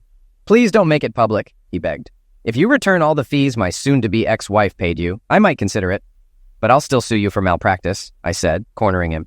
Deal. Anything you want, he said, panicked. Anything I want? Interesting, but no. I wanted him to feel fear and despair for the devastation his life was about to become. I felt no guilt. He quickly dressed and ran out, slamming the front door behind him. I looked at Samantha, and she saw the anger in my eyes. Nick, we can get through this, she pleaded, crying crocodile tears. Please, baby. Where was baby when I came home, Samantha? Where was love? I grinned. Get dressed, pack up and leave. You've got an hour. I suggest going to your parents' place. Samantha stared in shock, then started packing. I let her use our suitcases, knowing I'd buy new ones. I went to my office and called the locksmith in the furniture store. I promised the locksmith a huge bonus for the rush job on my locks. I ordered a new queen-size bed, sheets, and a comforter from the furniture store. When asked why I wanted to throw the old bed in the backyard, I told him I wasn't paying him to ask questions. He caught the tone in my voice and wisely stayed quiet. Samantha packed in 55 minutes. I helped by dumping her suitcases by her car trunk. Then I went back inside and slammed the door. I called Wes to get a restraining order against Samantha and Dr. Dennis Linder. I also asked him to prepare divorce papers and sue for alienation of affection and unfair labor practices. An hour later, the locksmith and furniture delivery were done, and I paid them with a credit card. I then canceled Samantha's credit and debit cards through the companies and the bank manager, no longer trusting her. If you think I've gone too far, go screw yourself. I poured myself a couple of shots of Chivas, needing something stronger than beer. I sipped and reflected on how my marriage had fallen apart. By 7 p.m., I felt I was about to snap and called Danny. Hola, jefe, she answered. Hi, Danny. I need your help tonight, I said, proud that 2 shots of Chivas hadn't affected my clarity. What's wrong, boss man? She asked. It's complicated. I can't explain over the phone. Just come to my house, I said, feeling overwhelmed. Okay, Jefe, I'll be right there. She hung up before I could respond. God bless her. 10 minutes later, she knocked on my door. I got up, opened it, and Danny rushed in, hugging me tightly. She closed the door behind her, locked it, and pulled me to the couch. She sat me down and sat next to me. So where's Sammy? Danny asked, already sensing the situation since Sammy's car wasn't in the driveway, and I wasn't as upset as if she had died. She's gone, probably to her parents. She cheated on me, Danny. I couldn't hold back my tears. Danny hugged me, letting me cry on her shoulder. When I calmed down, she gently pushed me back and looked into my eyes. Nick, are you sure Sammy was cheating? Unable to speak, I set my pocket recorder on the coffee table and pressed play. I also showed her the video on my phone. Danny watched, growing more horrified. I went to get 2 beers. When I returned, she stopped both the recording and the video, anger in her eyes. I opened the beers and handed her one. That damn witch, Danny finally said, taking a sip. Danny wasn't holding back. I smiled. She was fiercely loyal to me. After a deep breath, she asked, Nick, what are you planning? I want in. I suspect the doctor may have brainwashed Sammy. If so, I want her to get help. As for him, I want him exposed, except for his wife. She was right about his cheating, I said, my voice hoarse. That's some nonsense, Nick. What's our first step? Reconnaissance. I smiled, slipping into professional mode. I'm visiting his office in a few hours. If breaking in is too much, you don't have to come. Screw that. I'm in, Jefe. I'm not backing down. She hugged me tightly. I know Sammy, Nick. I think she was at least forced into this. I hope so, but I'm not sure I want her back. She's treated our marriage like garbage. I hugged Danny, tempted to kiss her but held back. Danny, I know what you're thinking. It's tempting, but we have work to do. I steeled my resolve. We'll stop by the office and pick up the van. Good call, boss, she said, holding back her feelings. It was clear she'd always had feelings for me. We flirted, but I thought it was just harmless fun. Now that Sammy was gone, it was obvious Danny wanted more. Part of me wanted the same, but I refused to stoop to my wife's level. I didn't want to hurt Danny, especially if Sammy was truly coerced or brainwashed. Danny would be devastated if I reconciled with Sammy later. We left in her car and picked up the van from the office. I stuck Comcast magnets on the van for urban camouflage. I like it. We arrived at Dr. Dennis Linder's office around 11 p.m. I picked the lock, wearing gloves that left no fingerprints but allowed full dexterity. Once inside, I ensured my headphones were working so I could communicate with Danny. Reading you loud and clear, Jefe, Danny said. I had a 50 GB USB drive ready to search his computer and file cabinet. If he was doing this to my wife, how many others were there? I called the security company, pretending to be Dr. Linder, and said I forgot my password. With an authoritative tone, they believed me without verification. Amateurs. Danny giggled in my earpiece. I know, right? I chuckled softly. I picked the lock on the doctor's office and woke his computer from sleep mode. No family photos on his desk. He clearly didn't love his wife. This guy, with a beautiful woman at home, was seducing patients. Password protected, great. Don't panic. I thought about what I knew. He was cunning with women, but not very street smart. Danny had found more dirt on him. He was a serial womanizer with malpractice and maltreatment claims mysteriously dropped. I typed Romeo as a password. Access denied. Casanova. Access denied. Lothario. Access granted. What a predictable idiot. I found the files I needed, including those on Samantha. I downloaded the special patient section, almost filling the 50 GB drive. He had videos of Sammy. I removed the drive and put the computer back to sleep. Then I checked his file cabinet. I found Sammy's file, but it had no incriminating details. He wasn't dumb enough to document everything on paper. Find anything, Jefe? Danny asked through the earpiece. Plenty. No paper, but I've got about 45 gigs of video with his patients, I replied. Damn it. We'll go through them when we get home, she said, emphasizing we and home in a way that made me curious. I left the office, ensuring everything was locked and leaving no trace. No security cameras, just an untraceable phone call. It was past 1 a.m. Back at my house, I closed the garage door. Before I could speak, Danny looked at me seriously. I'm staying with you tonight, Nick, she said firmly. Okay, you can have the guest room, I shrugged. No, I'll stay in your room, in your new bed. You don't have to be alone tonight. The invisible elephant was revealed. Danny, I trust you. You're the only woman I trust right now. Please don't make me break my marriage vows tonight, I asked. I promise. She smiled, kissed my cheek, and said, We'll go over the footage in the morning. I brought my laptop so we can split the work. Sounds like a plan, I said, heading for the shower. I felt dirty, not just physically, but emotionally. Under the water, all the feelings of betrayal rushed back. Suddenly, the shower door opened. Danny helped me to bed, covered me, and climbed in on the other side. I was numb and quickly fell asleep, exhausted. I woke up smiling. Danny hugged me tightly. I decided to address it. Danny, listen to me, okay? I wheezed. When she reluctantly nodded, I continued. Danny, I'm sorry for what I said. I thought yesterday was just a nightmare. I'd be lying if I said I didn't think of you that way sometimes. But I love my wife, or who she was before that prick touched her. If Samantha agreed to all this willingly, I will divorce her. When that happens, if you still want me, I'll be willing to try it with you. Okay? That's one of the reasons I fell in love with you, she sighed. You're the most honest man I've ever met. Her voice held both admiration and despair. Thanks, sweetheart. When I went to get dressed, Danny wasn't in the room, but I heard the sizzle of a frying pan in the kitchen. I smiled, put on jeans and a t-shirt, holstered my Colt, and went to see her. I didn't usually carry a weapon at home, but I wasn't taking chances with a possibly sociopathic psychologist. I noticed Danny was carrying her 9mm Smith & Wesson too, having gotten her concealed carry permit shortly after I hired her. Smells good, I said, genuinely smiling for the first time since this mess started. Thanks, Nick, she smirked, focused on making an omelet with bacon, cheese, and salsa. She wore one of my old t-shirts and last night's jeans. Danny, I know this is going to be hard for both of us, I said, sitting at the kitchen counter. She raised an eyebrow. Boss, I didn't sign up to be patronized. You made it clear from day one that I'd be needed on some tough cases. With my background in criminal justice, you knew you could count on me. That hasn't changed and never will. I couldn't help but fall in love with you. But that doesn't mean I'll shy away from this case. It's personal for me too, because Sammy's my friend. That doctor is going to get a rude awakening when we're done with him. Everything she said was true. Danny had been an LAPD detective for 2 years, but got fired for striking up a suspect. She avoided serious charges because the guy was guilty, and they wanted to avoid the publicity. She received a small severance package to keep quiet, but told me everything during her interview. That honesty was why I hired her. I needed someone unafraid to get their hands dirty, and Danny fit the bill. You're right, I nodded. Danny, I need to tell you something even Sammy doesn't know. I took a deep breath, trusting Danny completely. She'd always been honest with me. What do you mean? She asked, confused. Danny, I never worked for an insurance company. I worked as a covert operative for my own company. My name is Nick Carter, and I used to be a spy. Sounds like the beginning of Burn Notice, right? Danny just looked at me, then plated our omelets and set them on the counter with our coffee. God bless Danny. I kind of figured either that or you had a criminal record, she shrugged. You're always looking around like someone's watching you. You know a lot about bugs, tapping phones, and picking locks. You're one of the best. I laughed. She was an incredible detective. You're good, I said, sipping my coffee. And you make the best coffee on earth. She laughed. Thanks, boss. I'm not just a pretty face and a hot body, you know. She winked. I know. If you were, I wouldn't have hired you. I shrugged. She kissed my cheek. Thanks, Nick. No matter what, thank you for everything. Hey, you're not leaving. You'll work with me until we're old and gray. She paused, then grinned. You're right. I wouldn't leave even for $1 million a day.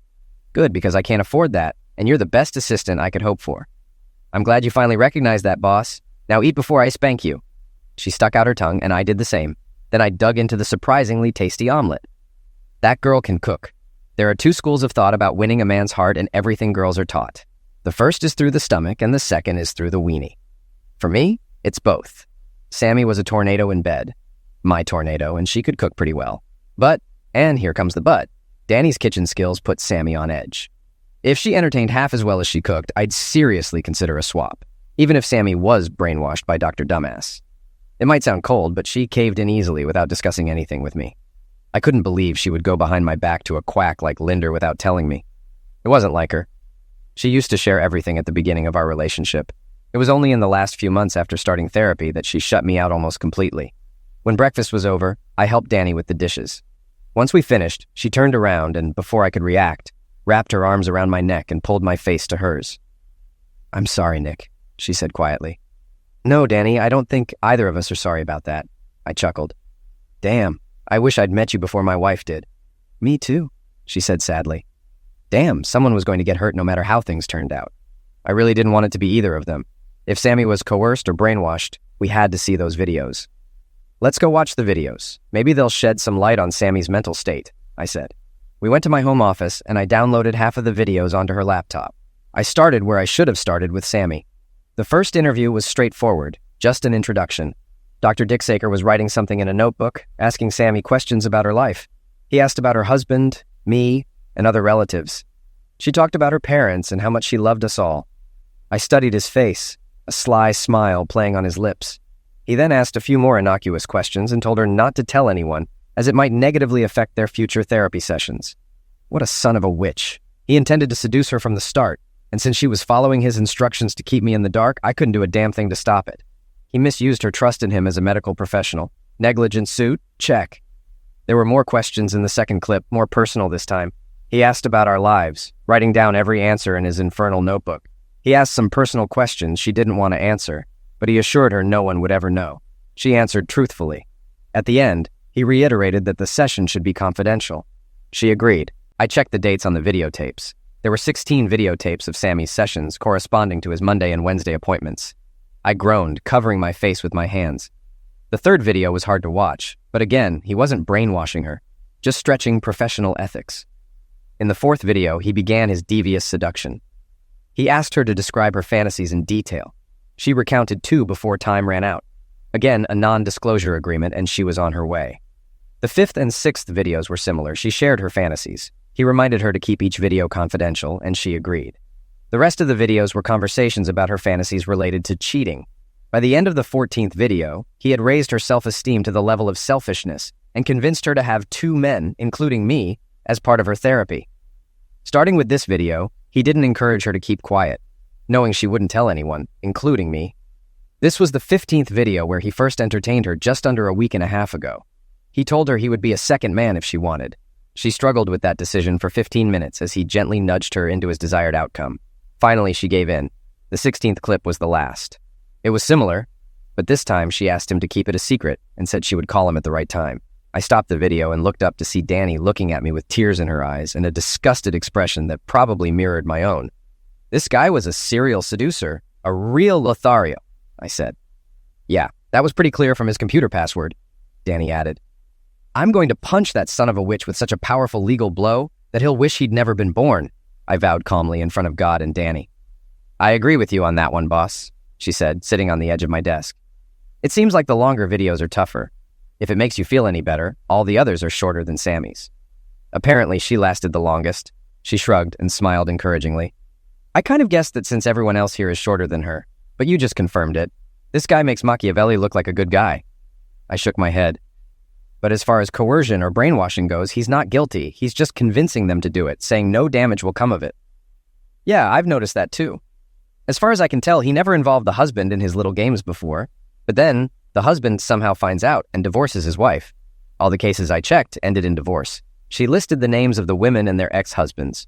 Okay, contact a couple of the exes and find out how they discovered Dr. Dumbass seducing their wives. I need to talk to Janine. I escorted her out of the room, then pulled out my cell phone and called Janine's number. Hello, Janine, it's Nick, I said in a strained voice. Oh, Nick, thanks for calling. Are you going to start your investigation today? She asked. Actually, I've already finished it. You were more right than you think. Would you mind coming over to my place today or tomorrow? We have some things to discuss, both personal and professional. Don't get me wrong, I'm not hitting on you. But this matter is very close to my heart, I explained. Would you like to talk more about it, Nick? She asked. Not over the phone. Tonight or tomorrow morning would be best. My assistant Danny will be with us. She has information to share with you as well, I told her. What is your address? I gave her my address and she said she would be here in 10 minutes. 11 minutes later, I heard a car pull up to the driveway. I checked. She arrived in a beautiful Jaguar XJ6. I opened the door for her and Danny brought coffee. I went and got our laptops. I put both on the coffee table and Danny and I sat down on either side of Janine as I started to explain. Janine, Dennis is a serial con man who uses his professional authority and credibility to seduce women and betray their husbands behind their backs, I said. From what we've seen, he preys only on married women. There are no single women in these videos, Danny added. Each series of videos is about seduction. He gains their trust, then talks about fantasies or problems in their marriage. Using this information, he seduces them and gets them to do exactly what he wants. He doesn't force his sufferers or brainwash them. But as you can see, he is a serial offender, I said, showing her all the series of videos. She gasped at the sheer number. How the hell could he keep this a secret? She screamed, her face turning beet red with rage. Janine, calm down, please. There's more, I said, swallowing the lump in my throat. More? She looked at me like I'd just fallen off another planet. Yes, as I said on the phone, this case is very close to my heart. You see, my wife was his latest sufferer. I showed her Samantha Carter's name on the highlighted video. Oh my God, I'm so sorry, Nick. Janine hugged me tightly. He's going to pay for this. You can be sure of it. He'll pay through the goddamn back for this. Janine, how much is your husband worth? Monetarily, I'll sue him for alienation of affection and negligence, I said. Don't worry. I'll introduce you to the best divorce attorney in California. Wes will take care of you and get you as much as he can. Janine laughed. Oh, honey, Dennis is worth over $250 million, including his properties around the world. He has a lucrative practice, his books are bestsellers, and he's been a guest on Dr. Phil several times, but he made most of his money from his books. Okay, I propose we hit him with a blitzkrieg. We'll hit him hard and fast, but it will probably take a few days to prepare. Do you trust us? I asked, pointing to myself and Danny.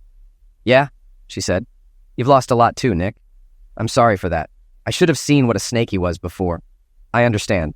Come by my office in the morning and I'll introduce you to Wes. He's my attorney and will be handling my divorce from Samantha, as well as my lawsuits against your husband. By Friday, we hope to bring in other ex-husbands to sue him for malpractice and alienation of affection. I outlined my plan to her, and by the time I was done, she was nodding and smiling. I can go along with that. The problem is acting normal with him for 2 more days. I can claim I have a problem with women, or I can just go out of town to see my mom. She's old, so he'll probably buy that. Janine nodded. True, he's trained to notice differences in mood or behavior. My advice is to contact your mother. Tell her what's going on and ask her to cover for you. In the meantime, I have a guest room here with a double bed and room for 2 more cars in the garage. I smiled. So far, only my car and Danny's car were parked there. I handed her the garage door remote, and she gratefully accepted it. She went home to pack her things. Danny went home to pack as well. She packed her clothes for the whole week and came back a half hour later. I giggled as I watched her haul her stuff into my room and stack it in Sammy's old dresser. The girl is determined. I have to hand it to her. The next morning, Janine returned just as I got out of bed after another great night's sleep with Danny by my side. Danny was in the shower when I heard the garage door open.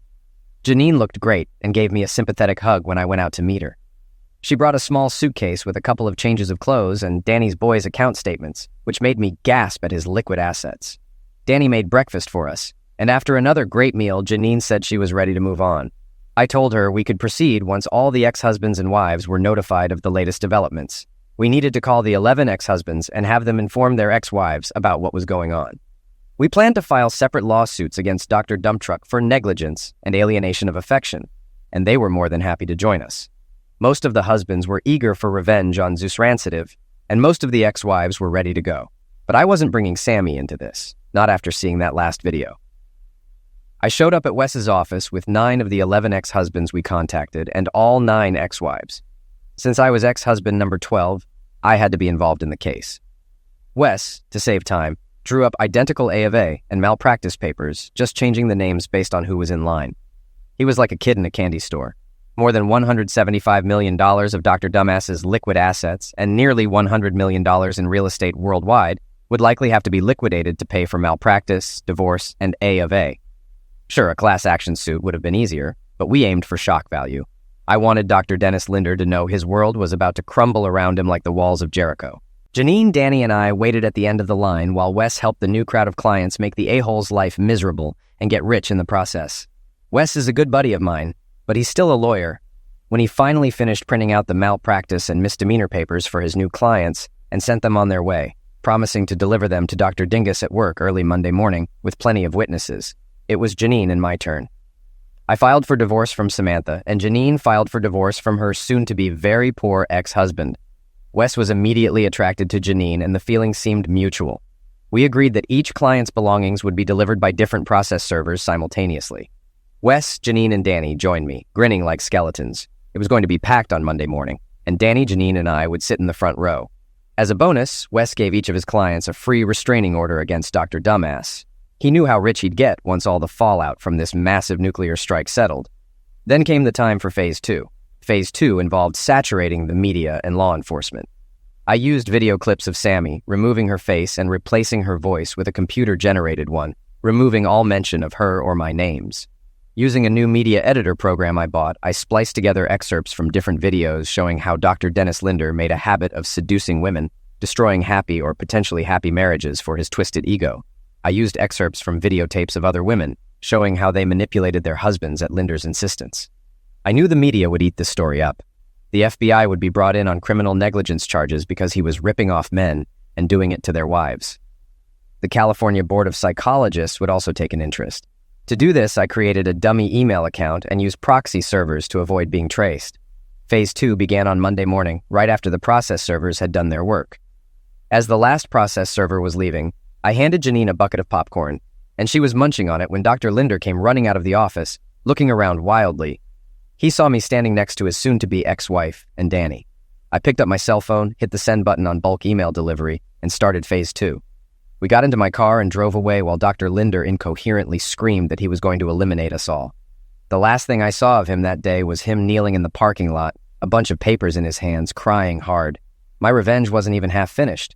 For the third step, we met with Samantha, and she agreed. She was staying with her in-laws and was about to find out she couldn't stay there unless she was very unlucky. We met in a very public place, Starbucks. I love that place.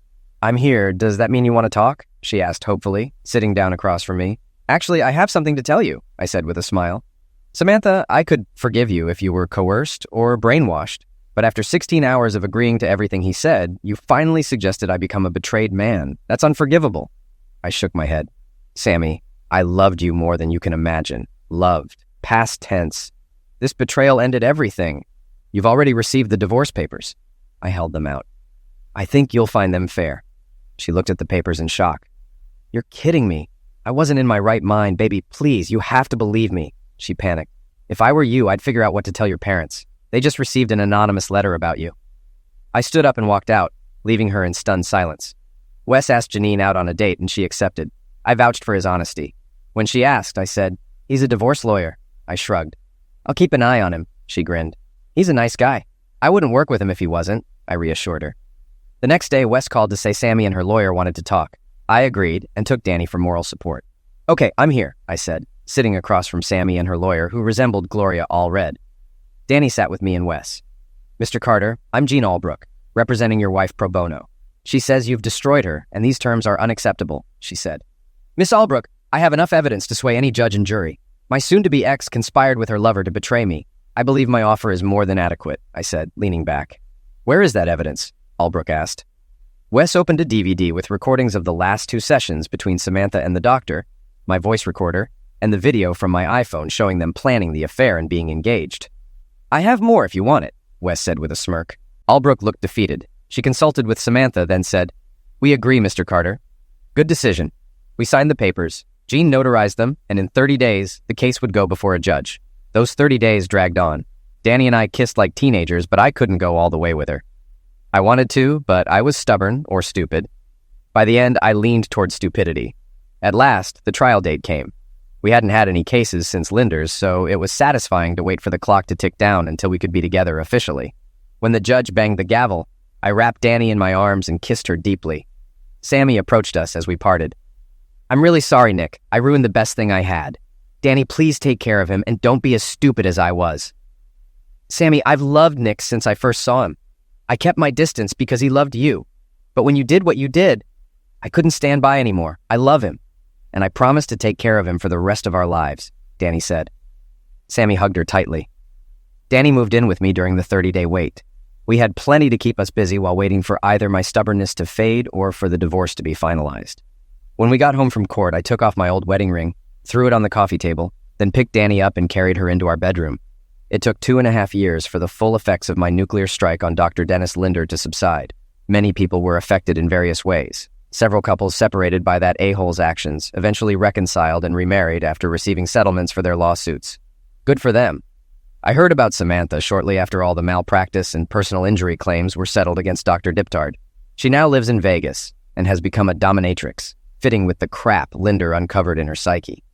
Her parents still aren't talking to her, thanks to the video I sent them of her and her lover plotting against me. Oh well, she brought it on herself. After Janine divorced him, she got a lot more than half. All the criminal charges hit old Denny like a ton of bricks. He pleaded guilty, lost his license, and had to file for bankruptcy. However, that didn't stop everyone he wronged from getting their due. It just delayed them a bit. Someone who shall remain nameless visited the good doctor one evening before his criminal trial began and strike him up so badly he had to be hospitalized for several weeks. He had both knees shattered, both arms broken, and both balls torn. How do I know all this? Don't ask and I won't lie to you. Now, if you'll excuse me, I need to clean my old aluminum baseball bat. Wes and Janine dated for 6 months and became so close they got married, with me as best man and Danny as maid of honor. Wes earned enough from all the lawsuits to retire, and they planned to spend their golden years together. The trial was open and shut because Dr. Fool's lawyer couldn't get the video of him seducing all those women into evidence. He was convicted on all counts, and when Denny went to prison, he lasted only 2 days before guards found him hanging in his cell. Apparently, he chose to end his life rather than face what he'd become. That's good. One less burden on society. The a-hole who ruined so many lives is now literally on the brink of end of life. Seems fitting to me. After his end of life, since he never changed his will, Janine was happy to use the large sum of money she inherited to pay off those whose lives her now-deceased ex-husband had ruined. As for Danny and me, we profited well from my lawsuits. $15 million in all. $15 million, I said, putting my pinky to my mouth. We are now retired too and raising 2 children. Our son Nicholas, since Danny insisted on giving him his full name, which I immediately agreed with, is a toddler and will start preschool next year. Isabel, our daughter, is the sweetest little girl I've ever seen. We're happy now. That case, my last case, was a mixed bag, but turned out all right in the end.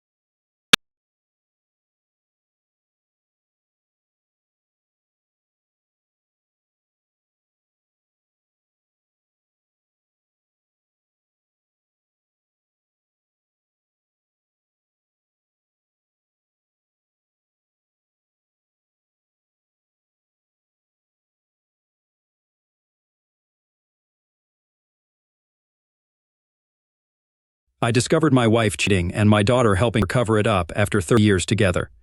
Sitting at my desk, I reminisced about the 30 years since our wedding, recalling our honeymoon and the fondest memories of my life. Reflecting on our cherished time in Hawaii with Maggie fills me with deep nostalgia and gratitude. It was an extraordinary, magical experience that will always hold a special place in my heart. From the start, it felt like I had stepped into an enchanted realm, washing away all worldly concerns and leaving a serene tranquility. Walking hand in hand along Waikiki's pristine beaches, with gentle waves kissing our feet, we were captivated by the beauty around us. The fragrant scent of plumeria lingered in the air, a constant reminder of the romance and peace that surrounded us. Our honeymoon wasn't just about breathtaking landscapes. It was the shared experiences that etched themselves into our souls.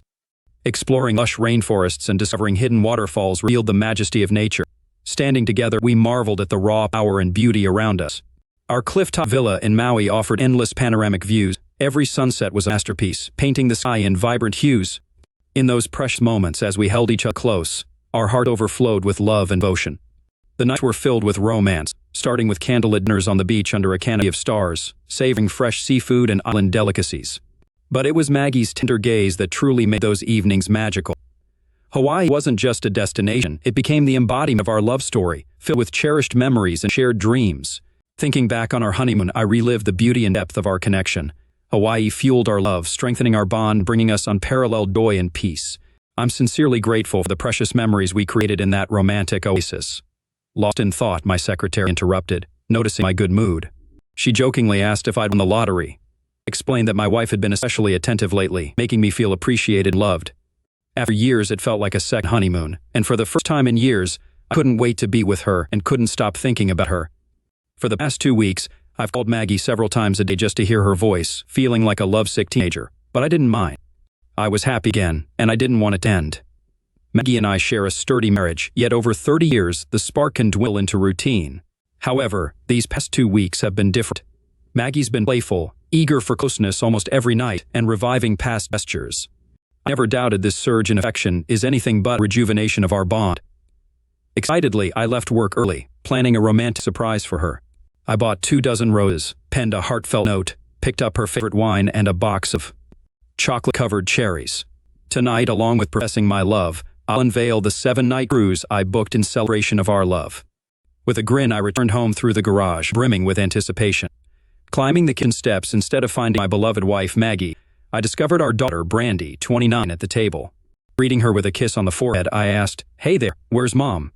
Just 2 weeks ago, I had a significant conversation. "Brandy, I'm not sure about this," Maggie confessed. "I love your dad very much, and I'm afraid that if I go through with this, I'll hurt him." "Mom, Dad loves you and he will understand," Brandy reassured. "You yourself said that you need something more than what you received before, and Dad is not getting any younger. I know that he will understand your needs and allow you to have one-time pleasure." "Brandy, there's no way I can stand in front of your father and tell him I'm on a date with another man.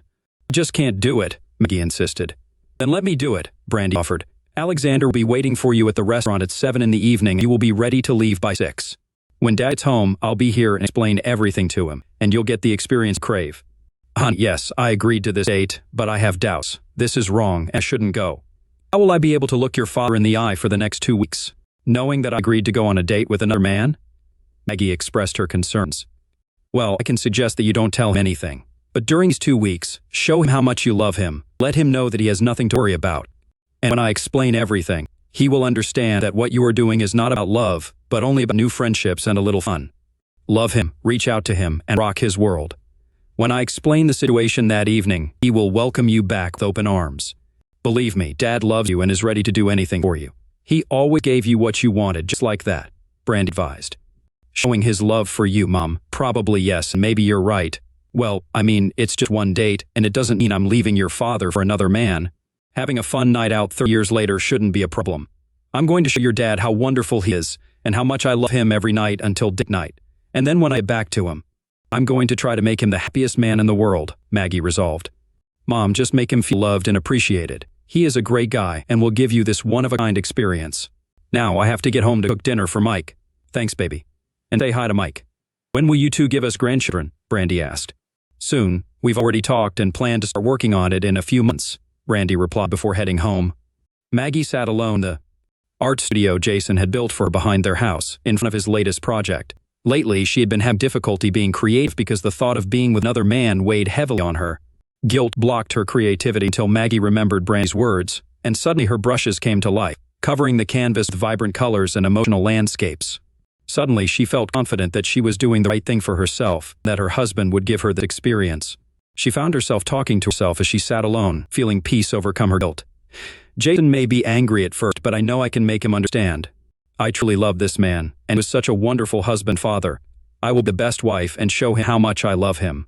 On the initial night of my love-boosting plan, I slipped into his favorite baby doll nightgown post-shower, fixed my hair, and spent time on my makeup. Meeting Jason at the door in the nightgown and heels, I whisked him to the bedroom, undressing him and surprising him with a long-forgotten pleasure below the belt. Eagerly, his smile filled me with warmth, and I pondered why I hadn't done this sooner. His embrace and words of love sealed the moment. "Maggie, that was the best homecoming in ages. What prompted it?" Jason inquired. "Just wanted to show you how special you are and how much I love you." "Did you enjoy it?" I asked. "I did. It's been too long I forgot how much I missed it." "I felt content," he replied, pulling me out of the bed for passionate kisses. It was the best closeness we'd had in years, leading me to reconsider my date plans with Alexander. Over the ensuing weeks, our closeness soared and Jason transformed. He was more joyful, affectionate, and engaging, reuniting our bond. I found myself happier than I'd been in ages and considered my date night plans, even confiding in Randy about the change. Maybe I didn't need that experience anymore as Dad and I found our spark again. "This is wonderful, Mom, but hold off on canceling just yet. Let's see how the next 2 weeks unfold. Enjoy each other and reevaluate later. You can always cancel last minute and Alexander will understand. But remember, this opportunity might not come again," Brandy advised. "Okay, maybe you're right. Tell me more about Alexander. I recall he's your friend's father, but refresh my memory about his situation," I requested. "Sure, Mom. When his wife Mary was diagnosed with an inoperable brain tumor, Alexander dedicated himself to her until her passing. He became a recluse afterward, battling depression and loneliness. He struggled with the idea of dating again, feeling lost without Mary," Brandy explained. "As I listened to his story, I realized I might have a solution for both of you," Brandy continued. "I told him about your enduring love for Dad and your desire to rejuvenate your relationship. We discussed the idea of a date, not for a long-term romance, but to explore friendship and perhaps more without abandoning Dad." When he laid eyes on your photo, his face lit up. He grinned and questioned, "Do I really have a chance to take her out?" "Here's our chat, Mr. Connor. I promise. Once show Mom your picture and tell her about you, she won't pass up this opportunity. But she's a bit older than you. Will that be an issue?" "Not at all, as long as she looks the same. I'd love to spend time with her." "What about your dad? Will he be okay with her dating me? After all, she's his wife." "Like I said, leave it to me. Dad will do anything to make Mom happy, and she needs it just as much as you do. I think you two can support each other and become good friends. Trust me, I'll handle everything. I'll talk to her, and if she's on board, I'll give you her number. Then you can plan a date and spend the night together." "Night? What do you mean, Mr. Connor? You're both adults, you both crave companionship. Get creative and plan an evening and night together. So he finds you attractive and wants to spend the night with you. If you're interested, I'll give him your cell number, tell him to call you during the day. He seems really nice, and he's about 10 years younger than you. I know you'll be happy. He just needs someone to talk to and be friends with, and I believe you two can help each other." The following day, Alexander phoned Maggie. After a delightful chat, he asked her to be his companion and spend the night with him. His compliments about her photo and prospect of a date made her feel giddy, like a schoolgirl. The thrill of something new and his playful banter gave her butterflies. She accepted the date eagerly, expressing her anticipation. While he offered to pick her up, she preferred to meet at the restaurant. They exchanged texts daily, their flirtation escalating as their date night drew near. On the eve of their rendezvous, Maggie's texts would have failed any fidelity test. She was consumed with excitement, envisioning the evening ahead. Despite thoughts of Jason, she poured more energy into their lovemaking every night. Jason sported a perpetual grin, while Maggie harbored an insatiable craving for closeness, reaching a level of fulfillment exceeding her wildest dreams. I cherish my daughter, viewing her as the epitome of beauty, proud of her evolution into the woman she is today. I lamented not spending more time with her during her formative years. Nevertheless, I toiled to provide them with a good life and endeavored to be there for her as much as possible. Upon spotting her, I greeted her with a smile tinged with embarrassment. "Darling, what brings you here and where's your mother?" I inquired, placing 24 roses, a bottle of wine, and a box of chocolates on the table. "I have a special surprise for your mom tonight, and I can't wait to see her reaction." Reaching into my jacket pocket, I retrieved travel plans and tickets for a week-long cruise. "I'm whisking your mom away on a 7-day cruise aboard the new yacht, love. I'm eager to witness her joy when she learns about it. Don't breathe a word when she arrives. I want it to be a surprise." "Dad." Her use of daddy always tugged at my heartstrings, evoking memories of her as a little girl nestled in my lap. But I sensed something amiss as tears welled in her eyes and she struggled to catch her breath, clearly anxious about what I was about to hear. "Dad, we need to talk," she said, a tear slipping from her eye. Witnessing the concern on my face, I inquired, "What's wrong? Is something the matter with Mom?" "No, Mom, okay, please just sit down and I'll explain everything," she urged. I settled in, meeting her tearful gaze as she struggled to continue. After a pause, she began, "Dad, know how much Mom loves you. She's mentioned how great things been between you two lately." "Yes, and I love her too. That's why I want to express my feelings for her now," I said. But seeing her tears, I sensed that her words weren't unfolding as planned. "I'm really sorry, Daddy, but Mom had a date." I sat in silence, comprehending the words but grappling with their significance. Her tears flowed as my mind connected the dots, stirring anger within me. "Brandy, what do you mean?" "Where's your mother?" I demanded, my voice booming, causing her to recoil in fear. "Mom loves you deeply, Daddy, and you might take this the wrong way. But she went on a date with someone else and won't be home until tomorrow. She couldn't bring herself to tell you, so I volunteered because she didn't want to hurt you. It's just one night, and she'll be back tomorrow." "What's this, a joke? You can't be serious. Your mother would never betray me like this. We were so loving and close." "I can't believe it," I exclaimed. "Dad, she loves you. She just needed to try something new. After 30 years of marriage, she felt restless and wanted more in life. Just once. Nothing will change between you, except that she'll love you even more for understanding," my daughter reasoned. Studying her closely, I asked, "Brandy, why are you involved in this? Your mother shouldn't have brought you into it, and I should be discussing this with her, not you. How did she rope you in this?" "Dad, you know Mom and I have always been close. We share everything. She confided that things had slowed down between you two in the bedroom. She felt neglected. My friend's father lost his wife years ago. He was depressed and needed companionship, so I introduced them," she explained. I abruptly stood, knocking over a chair.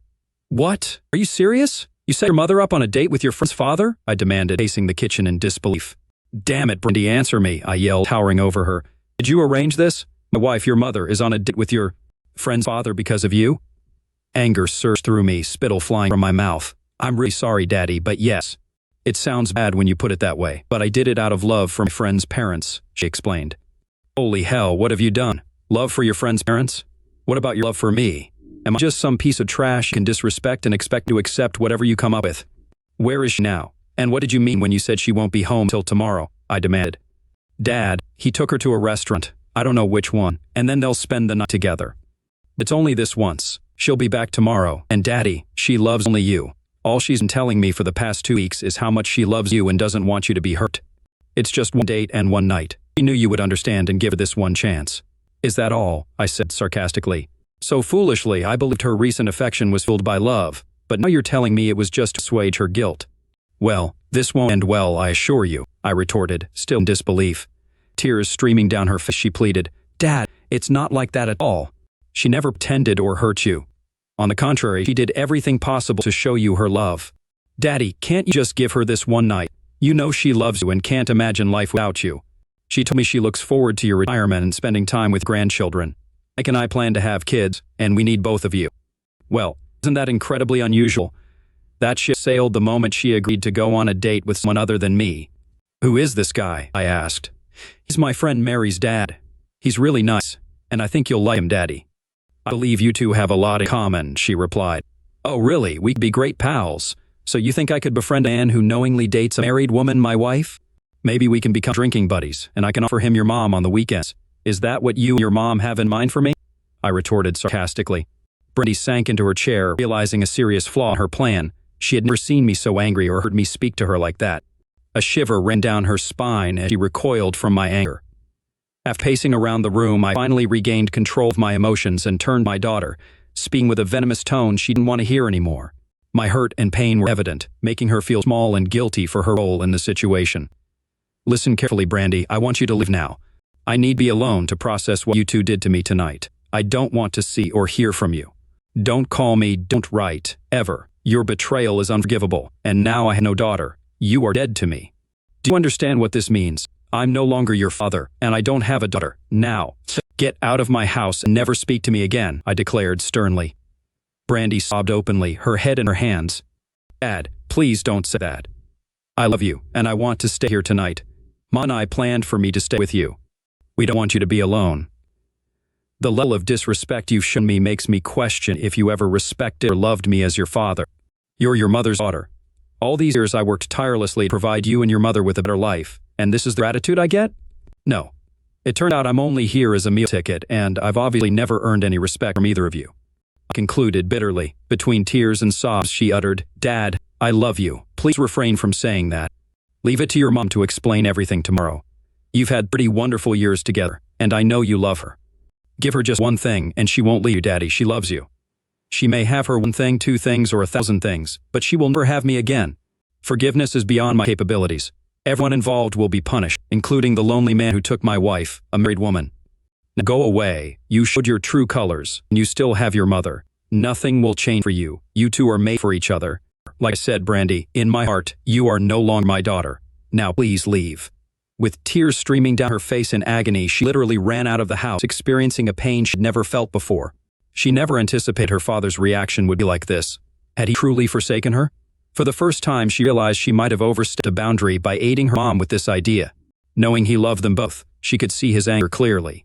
No, he was furious, and she prayed he would forgive them. Immediately after Brandy departed, I dialed Maggie's cell phone, but it went straight to voicemail.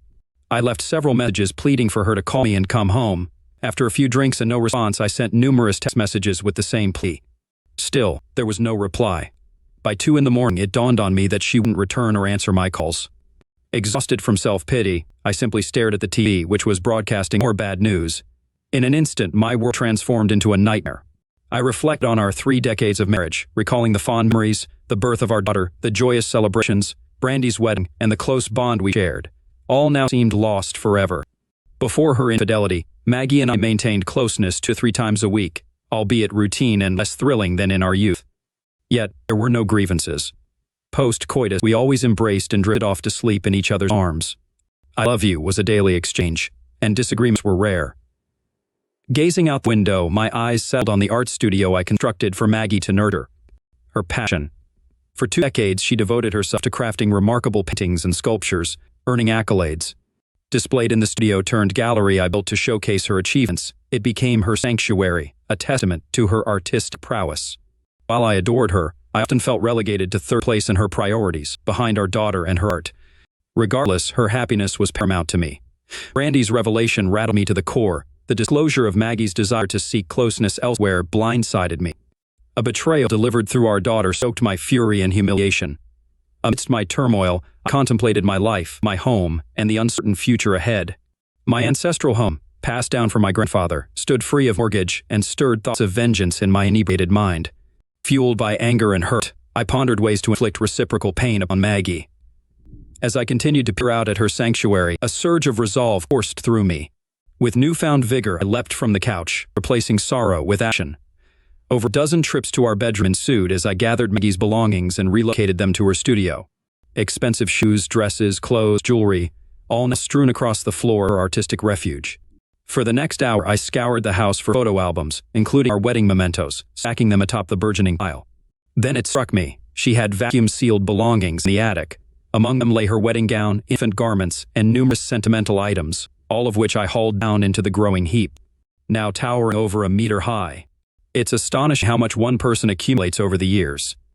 Removing all her framed photographs from walls, I added them to stack. Sculptures, sketches, every cherished possession she held dear were amalgamated into this mounting pile of belongings.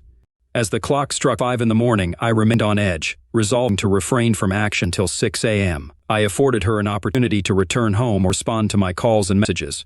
Should I receive no reply or find her absent, I vowed to complete what I had started. Rechecking the house, I ensured every item of hers was now housed in the studio. At 5:30, I retrieved a 20-liter canister of gasoline from the garage and made my way to the studio, preparing for 6 a.m. In the interim, I conducted online transactions, canceling joint credit cards, transferring funds to separate accounts, withdrawing cash from the safe, and packing a few suitcases. These I loaded into my truck, anticipating my temporary departure until legal matters were resolved. Waiting another 5 minutes for her potential return, by 6:05 my last glimmer of hope extinguished. I doused the pile and studio walls with gasoline. With a heavy sigh and brief hesitation, I made my fateful decision, igniting the heap with a lit match. The flames rapidly consumed her treasures, their glow already visible from the street. Before I could depart, the flames swiftly engulfed her world and everything dear to her. Driving down the highway, a sudden realization hit me, accentuated by my dire state. A profound sorrow washed over me, tears streaming down my face. In that moment, it dawned on me that my once blissful marriage had met the same fate as the studio. It had burned to the ground. What caught me off guard was the fire spread from the studio to the back porch, igniting both structures. Fortunately, firefighters managed to douse the blaze in the studio and contain the flames on the porch, salvaging the house. However, the residence suffered extensive smoke damage and was rendered uninhabitable until repairs were completed. Amidst the chaos, I checked into a highway motel roughly 90 miles away from the smoldering remains of my marriage. Paying with cash, I was determined not to be found until I could gather my thoughts, opting for cash to avoid leaving a trail if the authorities pursued me. Fueled by adrenaline, I remained wide awake until I entered my room. Switching off my phone, I collapsed onto the bed, slipping into a deep slumber and only awakening at noon. As soon as I powered on my phone, it lit up with notifications. I found dozens of missed calls and texts from Brandy, Maggie, and the sheriff.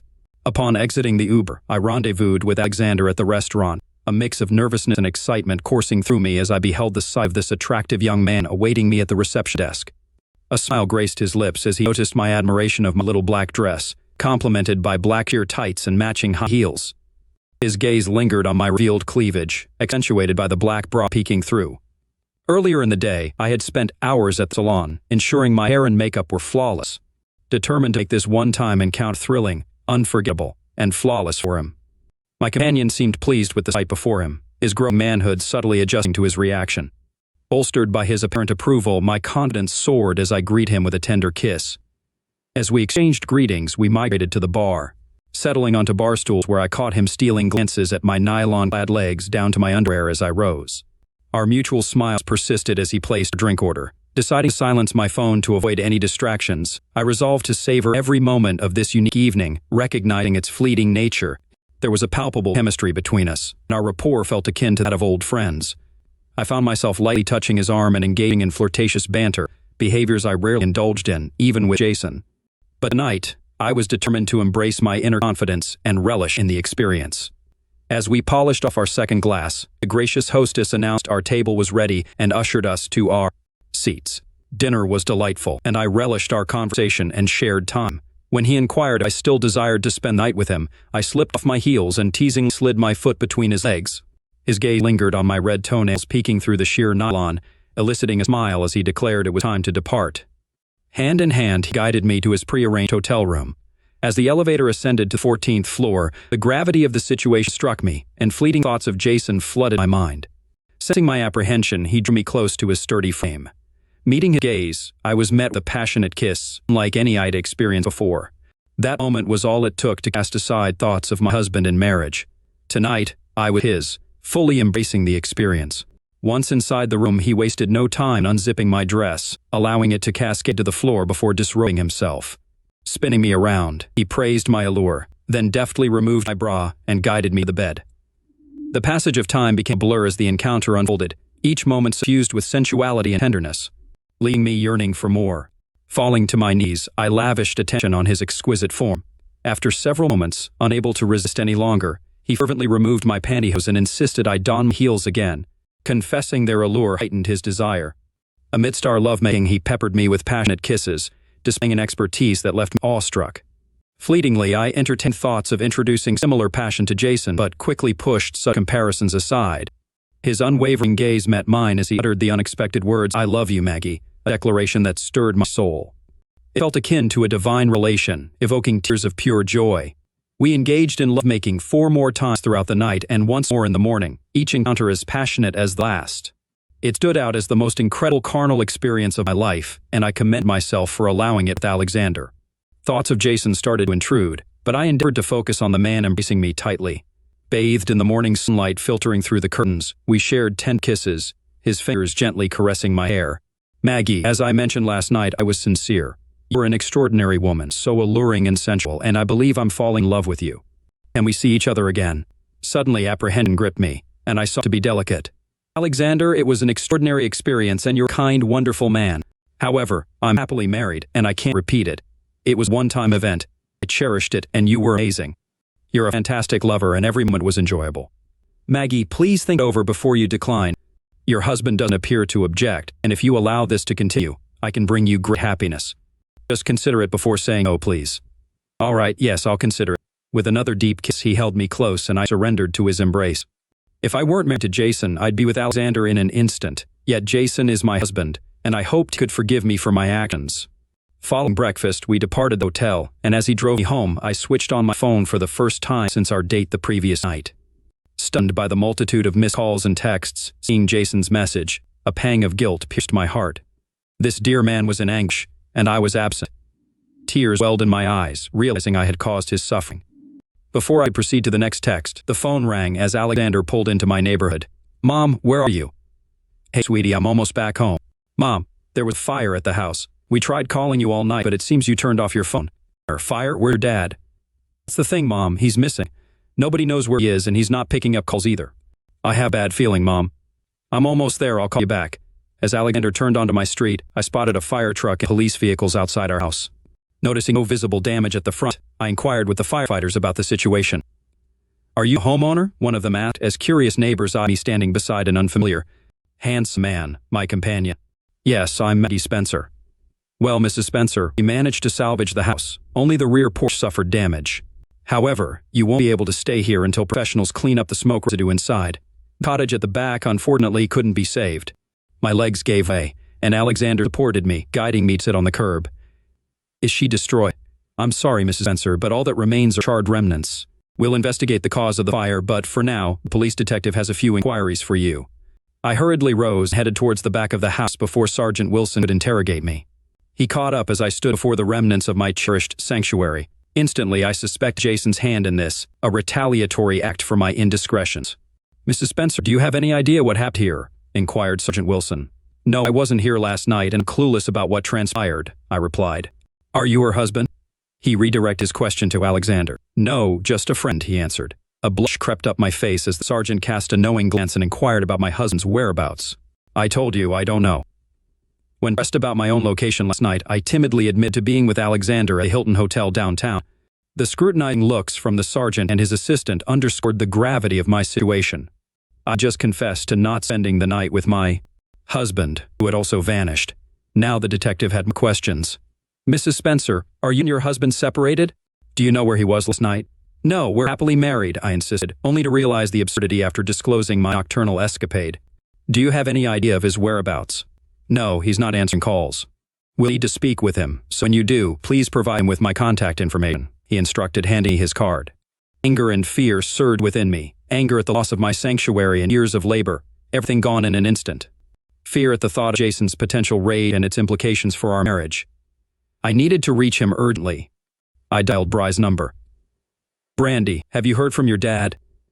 "No, I haven't spoken to him since yesterday evening." "Why didn't you stay with him as planned?" "Mom, he kicked me out and disowned me," she revealed. Those words sent a shiver down my spine. Jason would never utter such words, and if he did, it would be far worse than I could fathom. Upon entering the house, I was met with smoke-damaged walls and a foul odor pervading our once cozy home. It was clear we couldn't stay here in such conditions. I surveyed the house and decided to gather clothes and personal items for a few days. In the bedroom, I found everything missing and panicked. My clothes, shoes, and belongings were gone. My heart sank as I searched for my wedding rings on the nightstand. None were there. Why had I left them? What was I thinking? If Jason saw them missing, he must have assumed the worst about our marriage. How foolish and selfish of me. In a panic, I scoured every room, realizing all my possessions were gone. A dreadful realization struck me. Had he truly destroyed everything? Was there nothing left? I rushed out of the house and returned to the studio, examining the remnants closely. Amidst the debris, I spotted photo frames and partially damaged clothing. It was evident Jason hadn't taken my day out as expected, but had obliterated everything dear to me, severing me from his life in one swift blow. I called Brandy in tears and recounted what had occurred, expressing my need for a place to stay. Alexander promptly offered his place, but he was the last person I wanted to see. I insisted on being alone and asked him to leave, hurting him with my abruptness. In that moment, anger swelled within me, directed both at myself and the man I had spent the night with. I recognized my wrongdoing, but unfairly placed blame on him for my selfish betrayal when it was clearly my fault. "Brandy, I've lost your dad," I sobbed. "Mom, please don't say that," she pleaded. "Dad loves you, Mom," she reassured. "He burned everything, my clothes, paintings, my studio, all gone. He left me with nothing, not even a place to stay. He won't answer my calls. I hurt him the most, and I don't blame him. What I did is unforgivable. I should have talked to him instead of going on that date. We could have worked things out, but my selfishness drove him away. If I were in his shoes, I'd never take me back. What should I do now? I have nowhere to go, no clothes. Mom, don't blame yourself. It's partly my fault. You can stay with us until your house is fixed. Today, we'll buy new clothes and get you settled tonight, Brandy offered. Brandy, all my paintings and sculptures are gone. 30 years of marriage and 20 years of my work destroyed, and I'm left alone, I lamented, attracting the attention of neighbors passing by. Oh my God, your dad's calling, I'll call you back. Struggling to answer the call, I nearly collapsed but just managed to connect. Jason, is that you? I asked breathlessly. Hi, Maggie, how are you? Jason, where are you? Please come home, I pleaded. Oh, Maggie, I know everything. From your daughter. Yes, your daughter, not mine. You're both dead to me, and this may be the last time we talk. Jason, no, please don't say that. I love you. You need to know this, I begged. Jason, the studio is gone. Did you do this? He demanded. Maggie, you did it, not me. Maybe not physically, but you incinerated it with your betrayal. When I saw your wedding rings discarded, and you gave yourself to another, you died in my heart. Your actions are unforgivable, and Bry's involvement is shameful and incomprehensible. We're finished. I'll see my lawyers on Monday to start the process. Please, Jason, can't we talk and work things out? Can't just discard our 30 wonderful years like this, I implored. Maggie, we're talking, and I'm not the one discarding our 30 wonderful years. You planned to betray me, gave me 2 weeks of amazing love to ease your guilt, then cheated, with your daughter's help. No one could accept or forgive such treachery. It was pure evil. I hope you regret it for the rest of your pathetic life. This is our last conversation. Contact my attorney for anything further. Goodbye, Maggie. Jason. Hold on, Jason. Jason. Jason had vanished, taking with him the world I cherished and loved. Brandy arrived just as I was desperately calling Jason, who had already ended the call. We embraced, tears streaming down our faces as we mourned our loss. Eventually, we realized we couldn't stay amidst the wreckage of what was once our home. While authorities investigated the fire, we needed to regroup, so we headed to Bry's house. Upon arrival, Brandy recounted the entire ordeal to Mike, who was taken aback by her explanation. Brandy attempted to explain everything, but when Mike discovered that his wife had arranged a date for her mother with a friend's father, he was appalled and furious. His anger flared. Brandy, you set up a date for your mother with another man, and worse, you knew your father would be alone? You should have known he wouldn't stand for it. What kind of man would allow his wife to go out with someone else? Is this what you envision for our future? Will you willingly betray me like your mother did to your father? He was a good man. You and your mom were the whole world. What have you done? Brandy, let me tell you, you've shattered a good man, pushed him to extremes. I can't express how disappointed I am in you. I'll reach out to him and apologize for your thoughtlessness, but we also need to talk about us. Having children with you is on hold until I figure out where your values lie. I'll be blunt, I don't share them, and I won't tolerate such betrayal. She was taken aback by his anger and dismayed by his lack of understanding of her mother's predicament. It was just one date after 30 years of marriage, for heaven's sake. So what? Later she realized the real issue was the collapse of her parents' marriage, her father's departure, and her mother's shattered happiness. Soon they would all face the consequences of her actions. 5 days later I returned home to assess the damage, opting against an insurance claim to avoid additional costs. I informed the lawyer that the house was solely mine, not part of the settlement. Mag could receive half our savings and no child support. If she resisted, I'd file for infidelity, exposing her affair with our daughter's friend's father. Divorce papers were filed, and I inquired about a criminal arson lawyer, but realized criminal prosecution is unlikely without an insurance claim. In the worst case, fines might be issued. No charges would proceed unless a false report was filed. A neighbor acquainted with Brandy from school called her when she saw me return. Brandy rushed over as I inspected the damage. Hearing her enter, I focused on the task, glancing at the ashes that once housed Maggie's studio. Brandy found me in a bedroom, embracing me tightly. Daddy, I'm so sorry. Please forgive us. We love you. Brandy, I can't forgive either of you. I told you not to speak to me again. Now leave me be. No, you're my father, and you have to forgive me. I'm your daughter, and you love me. Listen, I have no daughter anymore, just a woman who broke my heart. Leave me alone. Dad, Mom needs you. She's with us, misses you terribly, and wants to apologize. Will you come over? Never. Our marriage ended the moment she went on that date, left her wedding rings. It's over, and I won't speak to her. You can both contact me through my lawyer. I'll get a new phone and number, but for now, leave and be with your mother. Are you really ending 30 years of marriage? No, your mother did that when she took off her rings and went to her lover. You both destroyed my happiness, and I won't forget or forgive. Get out. Brandy left in tears, devastated by her father's disownment. His words cut deep, leaving a lasting pain that no therapy could heal. The following day, Maggie received divorce papers and was overwhelmed. Realizing her marriage had ended due to her infidelity, she attempted to reconcile, sought counseling, and tried talking to Jason, but he remained silent toward her and Brandy. Mike eventually reached Jason, expressing dismay at the girl's actions. He reconsidered having children due to doubts about Bry's loyalty and involvement in the affair. Mike couldn't imagine living with someone with such values and is now in couples counseling to salvage their marriage. Meanwhile, Maggie hoped to return to the rebuilt house, but the divorce decree awarded it to Jason. She received half their savings and $3,000 million monthly child support for 10 years, which he had no intention of paying. Maggie must find employment to support herself, a responsibility she hadn't faced during their 30-year marriage. She eventually relocated from her daughter's apartment to a small one-room flat near the city center, where she secured employment at a small art gallery as a sales agent to make ends meet. Maggie's artistic freedom faced a sudden threat.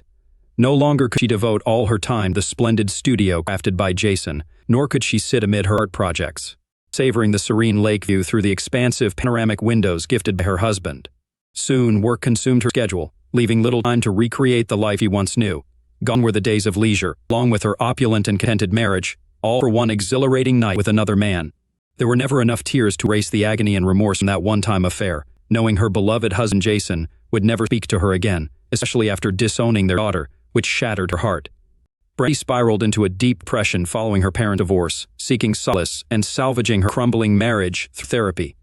Months later, the house was restored, and Jason continued to fulfill the court-mandated compensation. Without forewarning, he sold the house. Following the sale, Maggie approached him, seeking reconciliation and forgiveness. When she pressed the doorbell, a young couple welcomed her as they opened the door. "Hello, how can we assist you?" the woman inquired. "Yes, I'm seeking Jason Spencer. Is he here?" "Oh, the kind man who sold us this house? No, he mentioned he's leaving the country for a fresh start. He was incredibly pleasant and helpful. Are you Maggie by any chance?" "Yes, that's me. He left an envelope and instructed us to give it to you if you ever came by." "Thank you. I'll read it later. Best wishes, and enjoy this lovely home." Maggie sat in the car, tears streaming down her face, realizing she'd never encounter Jason again and lamenting the love she had recklessly discarded. Returning to her solitary apartment, she sat on the bed, her hand trembling as she unfolded the letter. "Maggie, 30 remarkable years. I'll forever cherish the beautiful life we shared. You're my first and only love. I deeply regret not fulfilling my role as your husband. Had I known you need more, I would have moved mountains for you. But since you've chosen to forge your path alone, that's how our marriage will conclude, alone. Those 2 wonderful weeks leading up to your betrayal, I actually believed you had rekindled your love for me. They were the happiest weeks of our entire marriage. Learn from Brandy how you used those weeks to divert my attention from your betrayal shattered my soul.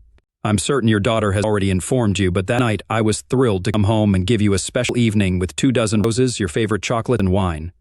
I plan to surprise you with a yacht cruise. Love, discovering that your affection and admiration were insincere and your true aim was to be with another man left me utterly humiliated.